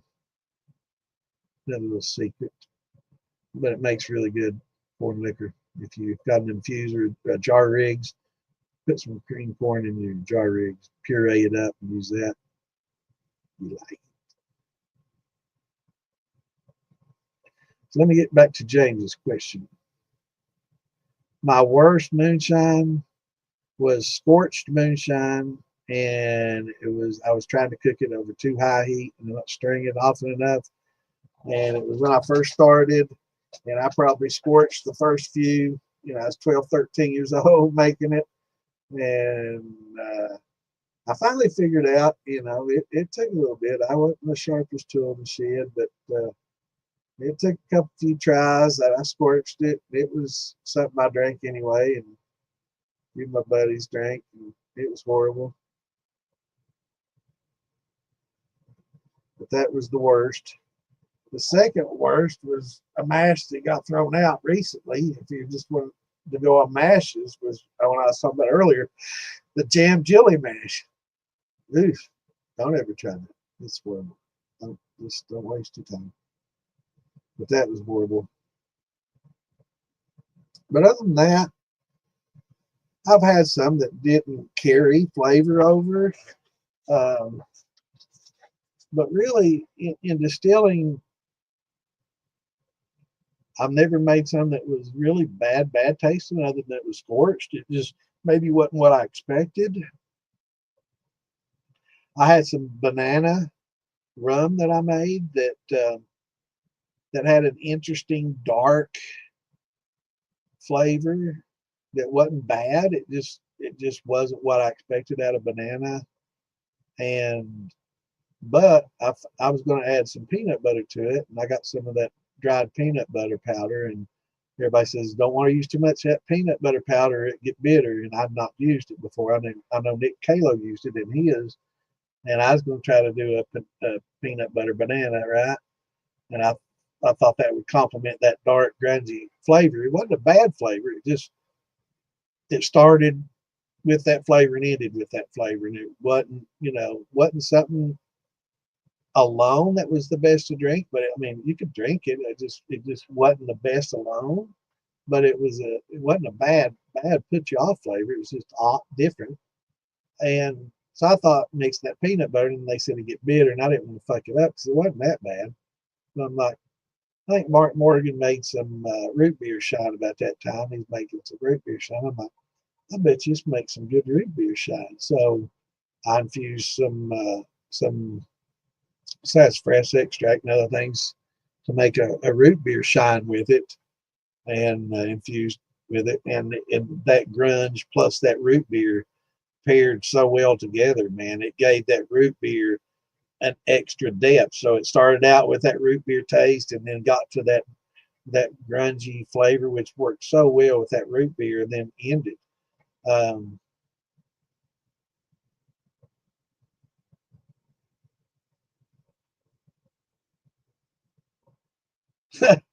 Turnips, rutabaga, and collards. Man, that's the outside the box, brother. See, there's a lot of people out there, and I know Kimbo's one of them. He comes at me with, well, what do you think this, and this will do? And it's like, God damn, bro, I don't know. I've never tried all this stuff. So, as far as outside the box shining, I've not done a lot of that. I've done a lot of different wines, of course, regular fruit wines, and then I've done all the grain things. I've never done a single grain other than corn. But I'm going to probably do a wheat vodka. I guess I've done, potatoes, single potatoes, single thing. But like I've never done an all barley, single malt or anything like that. So that's something that I'm going to try to do one of these days. So I've never done, a lot of the crazy stuff, the Fruit Loops and a lot of the different cereals and You know, for me, the jam jelly was kind of out of the box for me. So I've not experimented a lot with non-traditional things. You know, I've done a lot of different rums and brandies and grain whiskeys and potato vodkas, and I'm going to do a wheat vodka. But as far as like rutabagas, and somebody's asking me tamarinds, I think in the last one somebody's asking about tamarinds. Man, those things are fucking sweet. I didn't know that it smoked my chart. You know, this sugar chart I have, you know, shows all these damn sugars, and I don't see no damn tamarinds on here because it's like 42 grams per 100 grams. It would smoke it's twice tamarinds, man. Who knew? And I don't know why somebody didn't tell me about these things. So I hear they're pretty expensive, and it's kind of hard to maybe, you know, it's got like a husk, and then it's got like the meat, and then it's got seeds. So you've got to try to get the meat and stuff. So, but I'm going to talk to a buddy of mine down in Mexico and see if he can try to do it, because that's a lot of sugar, man. 42 grams per 100 grams. That's a lot.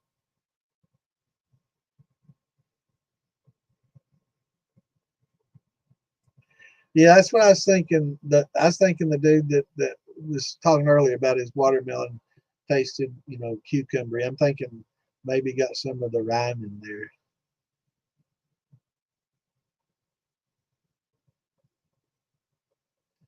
Awesome. Yeah, Kimbo's the music man. He's taking lyrics that he worked. I guess you make lyrics and use AI and music and put them together, and it's awesome, man. As soon as I figure out how to do audio on here, I'll play it, but I'm still figuring. I'll have it figured out by next week. Damn, we're going late tonight, ain't we? Shit, I didn't realize it was 11:30. Shit. All right, has anybody got any more questions for me? Any grain questions? I figured it'd be a lot more complex. I mean, really, it's not as complex as people want to make it. I mean, I appreciate you, Ryan. I was waiting for my buddy to come back. What's his name here?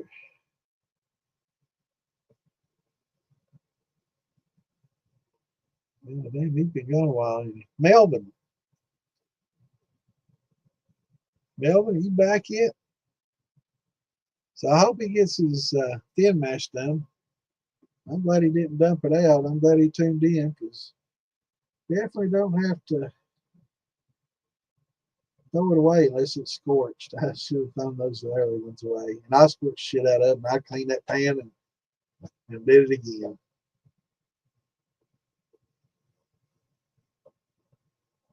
But we choked it down and it got us drunk, so we didn't give a shit. We were kids. Yeah, I had a pretty good childhood doing that. But we had bootleggers too, so we didn't have to make all our liquor. We had Town Mountain. We could ride bicycles over on Town Mountain and get some peach shine. It was sugar shine. They'd cut a jar of peach, you know, canned peaches, weren't even fresh, and they'd cut one in half and put it in there with it, or they'd put grapes in there with it, you know, and that was basically, I think grape and peaches was pretty much what they had over there, and we drank shit out of that. You go fish on the riverbank, smoke cigarettes and cigars to keep the bugs away, and eventually we started inhaling. What's what's the best moonshine you made with what wheat? I like red wheat. That's what my farmer grows. He's got a red winter wheat, and it sweetens it. I have used too much wheat before, and it get real kind of grassy sweet. Um,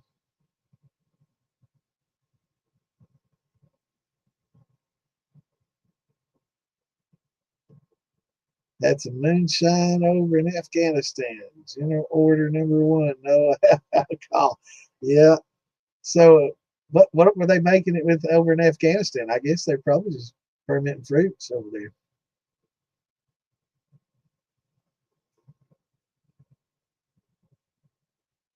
I'm back. Hold on. All right. I'll wait on you, brother. So what all did you? So grizzle grits. I'd say grits would make pretty good shine. So what all did you have to make shine with over there? I'd say you can use about anything. Hell, you can make it with paper if you want to. I mean, it makes wood alcohol, but that's probably pretty toxic. But prison hooch. Yeah, you can make it with about anything. You got the right enzymes and time. I'm trying to think over there what fruits. I'm not real familiar with Afghanistan and what fruits and grains they have over there. But anything with sugar or starches in it, you can make liquor out of.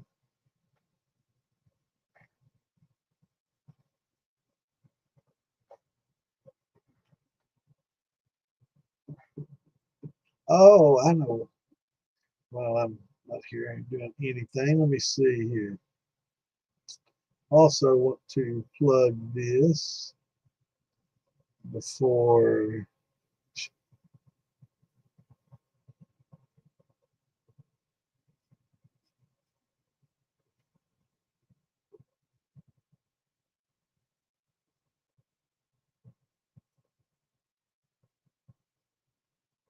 Let's see.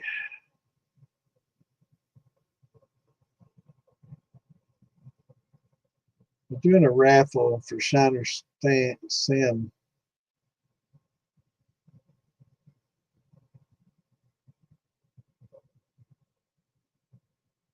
And let's see.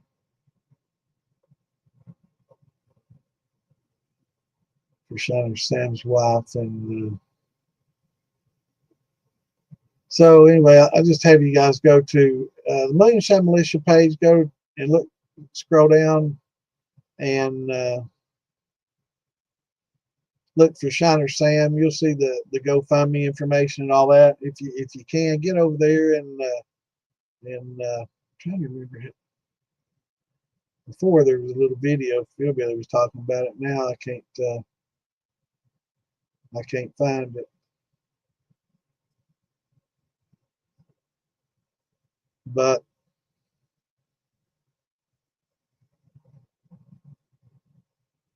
yeah. Anyway, there's a raffle going on right now. Phil Billy's is for his steel. It's a 20-gallon copper steel. Really nice setup. Raffles on it are, I don't know if they're $10 or $20. I think they're $20 each ticket. Let me double check on this.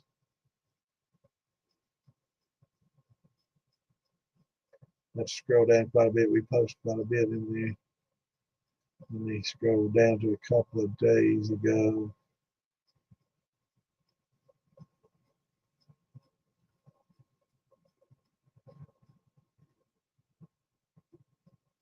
Damn, I have to scroll pretty far. Wow. Trying to find Phil Billy's video that I can share, but I'm not seeing it. Now I'm at least trying to find out how much the damn raffle tickets are. Here. No, let's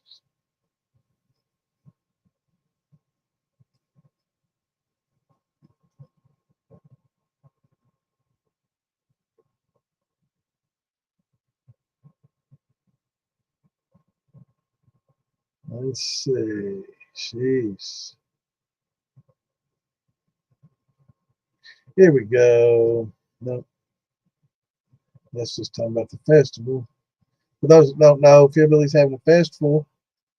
Uh, Dayton, Ohio, July 11th and 12th. And let me open this up and see if it talks about the raffle.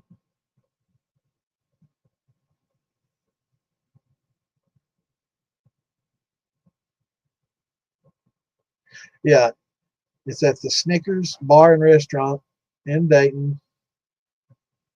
on the 11th and 12th.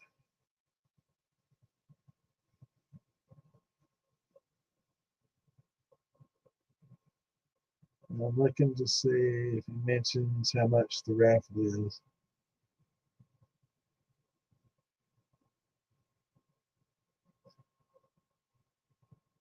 And not on this one.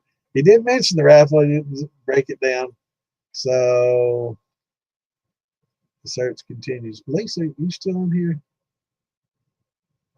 Damn it. Somebody knows. I should know. I'm not sure if it's 10 or 20, and I don't want to misquote. I don't want somebody sending the wrong amount of money and it being wrong, because that'd be on me.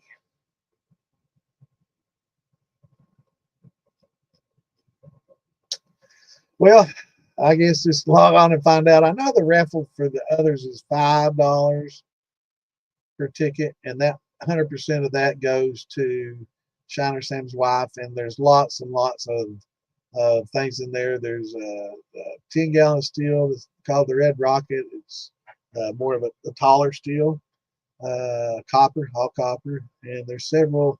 There's I think Wes is donating a barrel. I think there's Parrot, North Georgia may be donating a Parrot.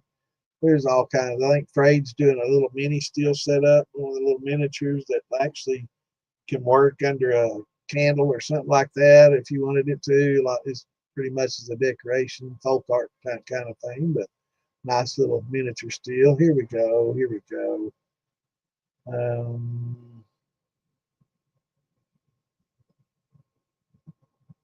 It doesn't say.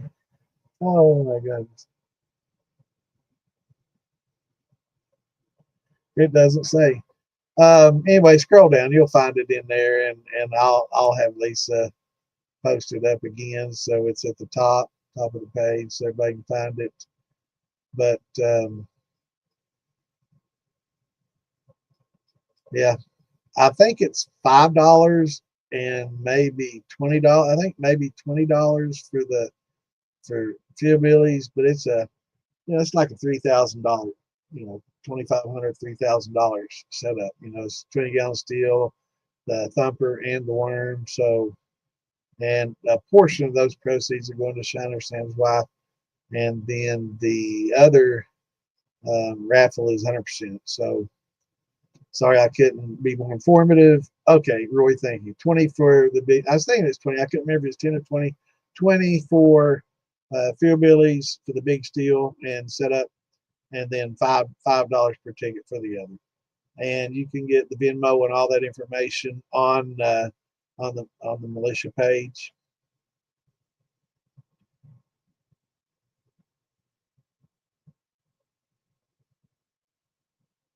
Nixtamatize. I'll have to check that out.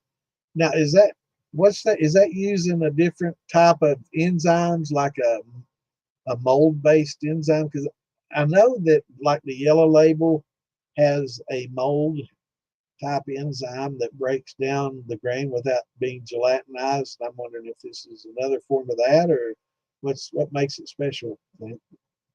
I know you asked me that earlier, and that's a new term on me. Nixtamalize. Nixtamalize.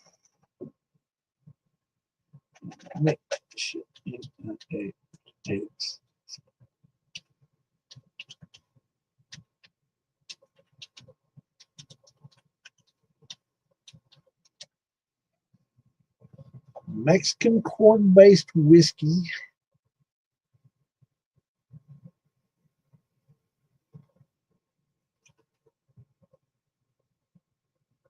Nixtamalization, a process for the preparation of maize or other grains in which the grain is soaked and cooked in an alkaline solution, usually lime water. And that's how it moves most of the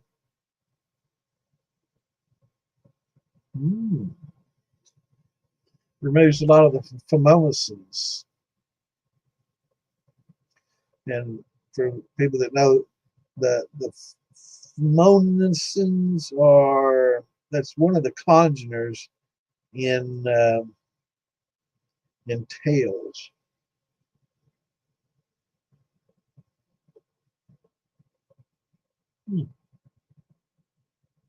I think it's called Formosa. Oh, let's see.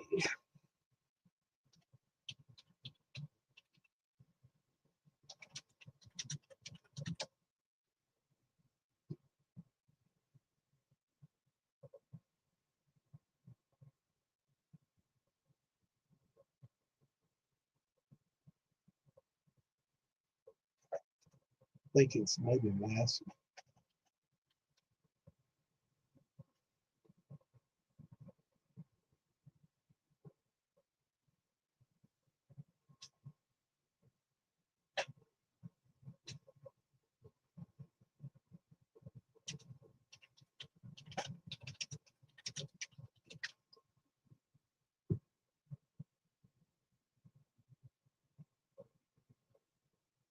What am I trying to think of? What is that? I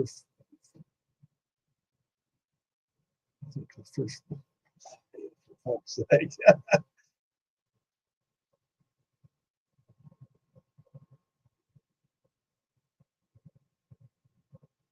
Right.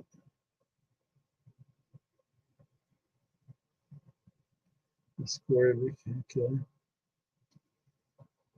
Furfrin or something.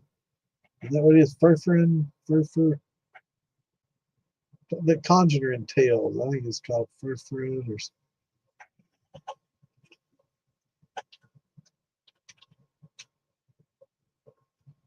furfural. Yeah, it's in wines too.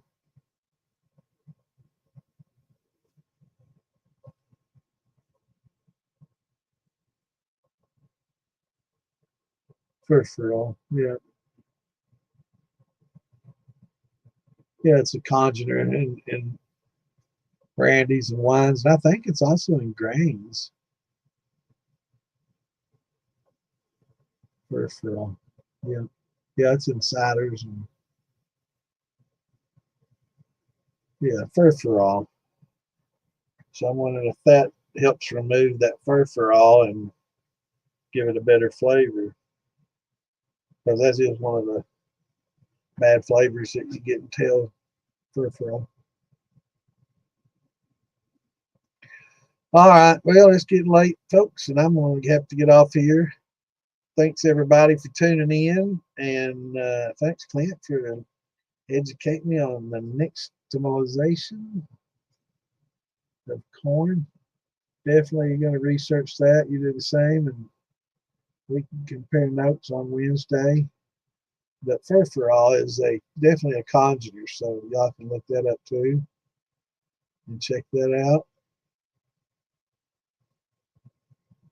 Interesting. And maybe that's why, using lime water makes for a better fermentation for liquor, because that's basically what we're, mashing in with that high,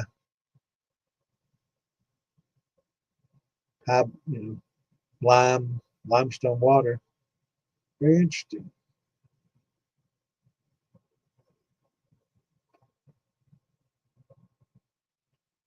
All right, y'all. Anyway, we'll get out of here. Thanks everybody for tuning in. Have a great weekend. We will see you back Wednesday. If you have any questions about the grains, I know most of the people don't watch this live. Most people will watch this at their leisure on the way to work, or listen to it on the way to work, or while they're at work, or while they're on the shitter. Who knows?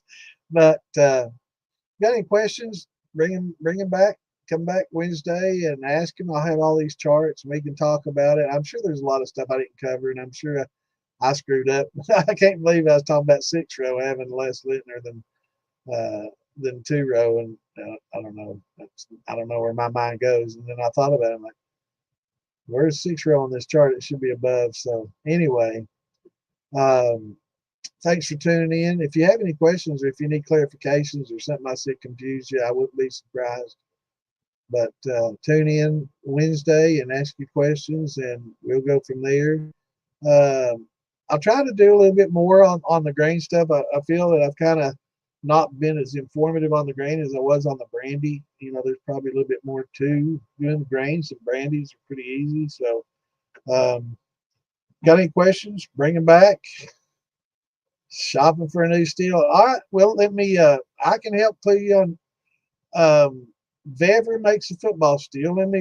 I'll show you the picture of it that you can look for on Amazon, and you can get it on eBay or Amazon, either one. I think you can order them directly from Vever. I actually feel Billy may even have them. I know he's got a discount, so if you want to go to Phil Billy's moonshine.com and check his page out, he's got a discount code if you order through Vever, but I'm not sure if Vever sells them any cheaper with his discount than what you could get going directly through eBay.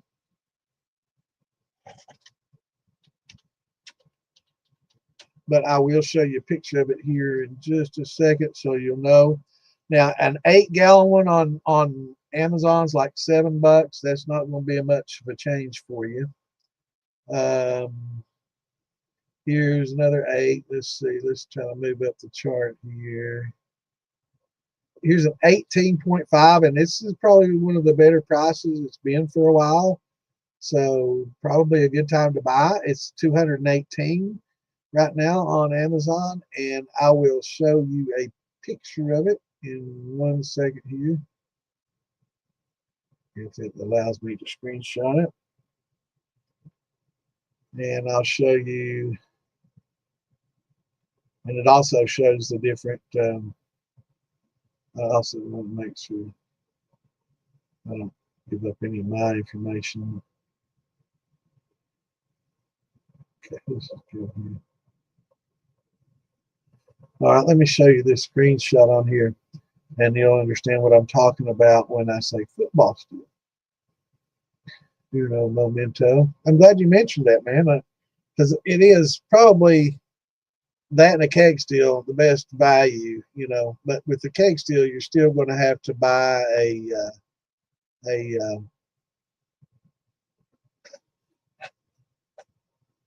oh, we gotta get rid of some of these images.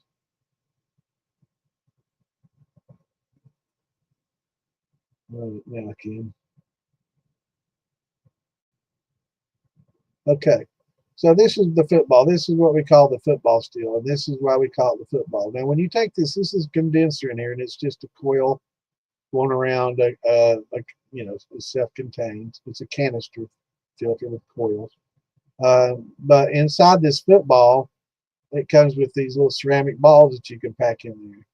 You can also get a copper mesh, but make sure that, yeah, this one right here is what you want. This is, get the 70 liter, which is 18.5 gallons, and you can actually do 15 gallons in it, right? So you don't ever want to do the full 18.5. So you can run 15 gallons in here, and it'll be about 4/5 the way up the side. So this is an excellent little setup. It's got a false bottom, so if you wanted to, you could use a brew bag and distill on grain once you sparged all the fines off, of course. But inside this football at the top, you can put some copper mesh in there, which will help remove sulfites, which is one of the reasons a lot of people like using copper. It produces a better flavor, and the reason it produces a better flavor is because it removes sulfites that bond to the copper. So do you want sulfites bonding to your copper that you have to clean off later, or do you want them bonding to a copper mesh that you can put in that football and replace easily and clean easily? So that's, you know, copper is better, but that's the benefit of copper, other than even heating. Even heating works well. You want to do electric? Well, you can do this on the stove. I've got this works on, now I've got the glass top stove, and it's an older one, and it's got the 5 elements. It's got the front burner does like 3,200, the back one's like 19 or 2,100, and then it's got a warmer, and it covers over, you know, all 3 of those on the stove. And I was kind of concerned that it might crack the stove, but I've done it countless times, and it's never budged. Now, I will say, my stove, when I crank it to high, it doesn't cycle on and off, It just gives it a constant high. It's kind of like an infrared red glow underneath there. So it's not like, the metal coil on top, right? So this is the glass, and it's not the induction. So it's like an infrared heat that gives off actual heat, right? Not induction. But you can use it. Now you'll have to pull it away from the microwave or fan hood that you have above it, because the height may not allow for you for you to do this. But electric stove, just pull it out. Or if you have a gas stove, it'll work perfectly fine on a couple of burners. Or you can use it on a turkey fryer. Or if you wanted to, you could take it in and have somebody put you a couple of ferrules, the 2-inch ferrules, right here in the side. One probably be enough if you just run into one single 2,500 watt, 3,000 watt, or something like that would be plenty. Or you could go on up to 4,500 watt, 5,000 watt. But yeah, just getting a ferrule welded to the side, you could take it in. They could drill that and put you a ferrule in there if you wanted to run an electric on it, since you're going to have to do that pretty much with a keg or whatever. But if you want to do a keg steel, that's a 15-gallon. You can run about 12 and a half, 13 gallons in at a time. The beauty of the keg steels is it's cheap. 5,000 watt element. Yeah. So yeah, you can do that in this steel. Right. If you look at this steel, you can see a ring towards the bottom, about a third of the way up. There's a little ring there. That ring actually holds a plate inside there that's got holes in it, and it's a false bottom. So if you wanted to put a brew bag in there and distill on grain, you can do that, and that false bottom prevents it from hitting the bottom and scorching, right? So if you do buy one of these, which I highly recommend,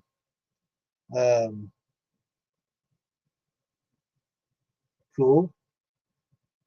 So if you do, you could just below that ring that's a third of the way up, you want to make sure you do it below it.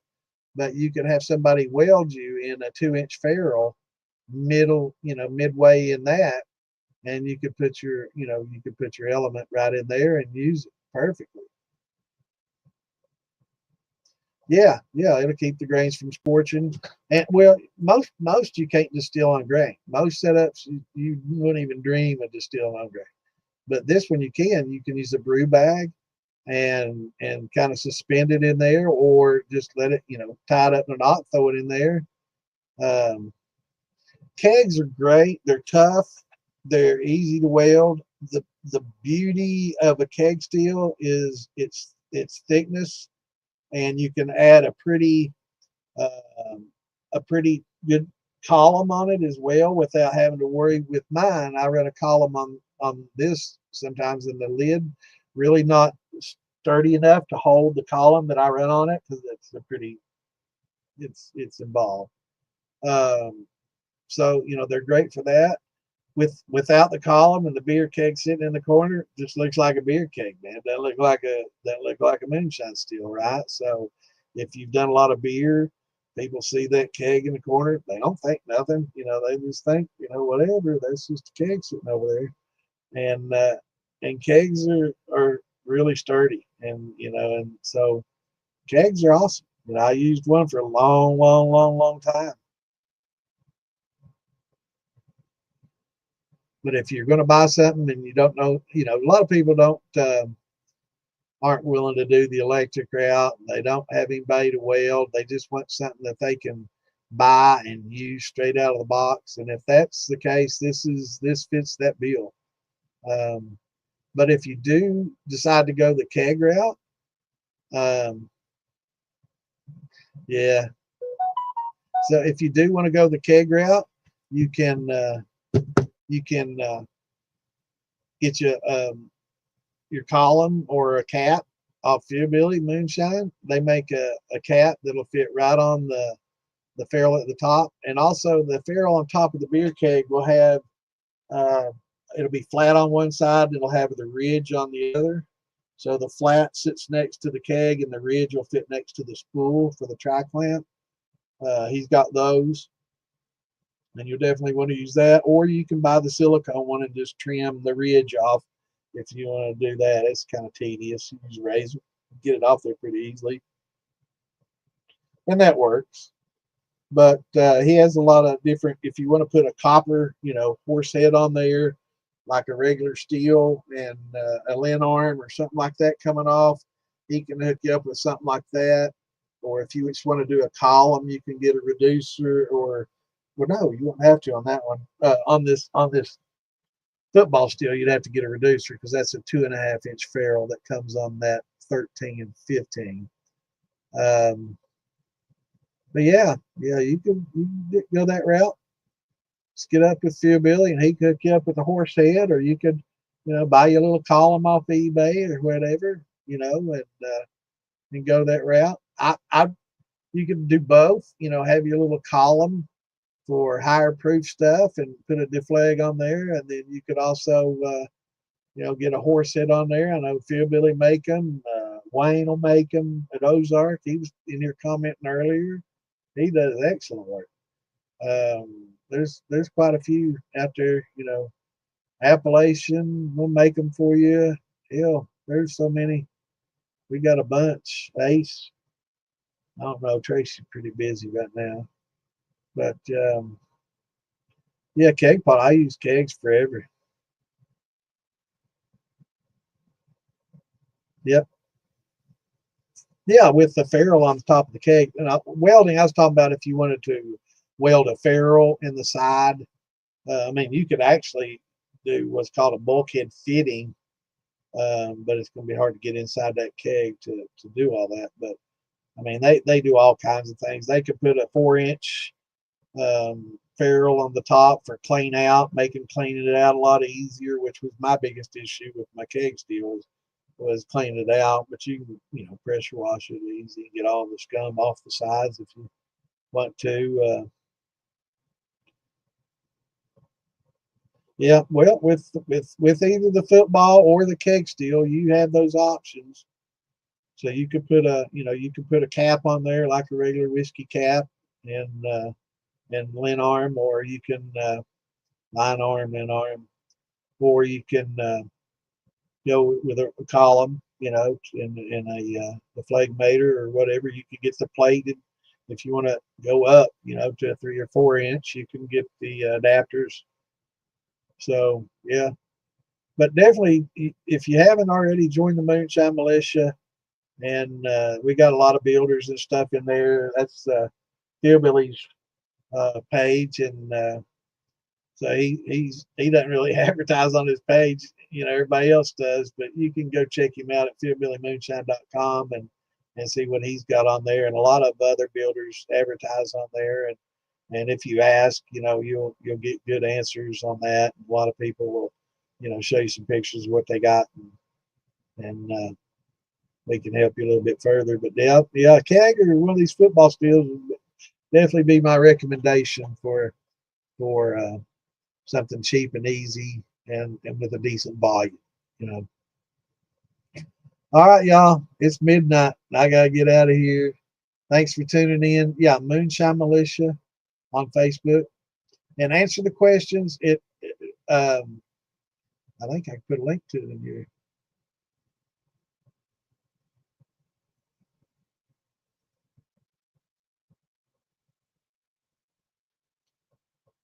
There you go.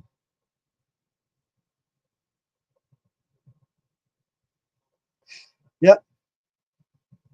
Yeah, that's if those 4-inch columns are nice because those have good plates in them, bubble plates. You get the 2s and it's got one little, the 3s have maybe 2 in there, but a 4-inch, you'll have like 5 bubble plate. You'll have bubblers on there and scrubbers. So those tend to do a lot better. Definitely the 4-inch is the way to go for sure, Chad. For sure, bro. All right, brother. Well, make sure you answer the questions. You might have to scroll down to get to them. We have asked those because not sure who's bots, and we have to eliminate, try to, because there's a lot of automated things that go in and try to join every group and advertise and post all kinds of hack links and everything else and try to steal people's shit. So we eliminate that by asking questions, and we keep it private. We try to keep the number down to serious people. So anybody gets in there and just posts a bunch of bullshit, they get banned pretty quickly. So we keep it clean. So awesome. Yeah, join up and we'll get you in there and we'll ask questions. A lot of these charts and stuff that you see me posting up here will be, if they're not there already, they'll be in there in the file section. I'm adding some tonight. All these I'm adding tonight that I made for the class. So there'll be some thinking about adding maybe a recipe book. It's a Stampede Steel recipe book. It's fairly generic. But it's I talked to Phil Billy. I don't know if he might not want me putting it in there because it's another steel maker, but I'll talk to him about that. Maybe we can get some generic recipes in there if not. But everybody else, we'll see you Wednesday. Tune in, same time, 8 o'clock Eastern, Saturdays and Wednesdays. Bring your questions, and we'll try to get them answered for you and get you on the right track. Everybody have a great weekend, and we'll see y'all Wednesday. Shine on, y'all. Peace out.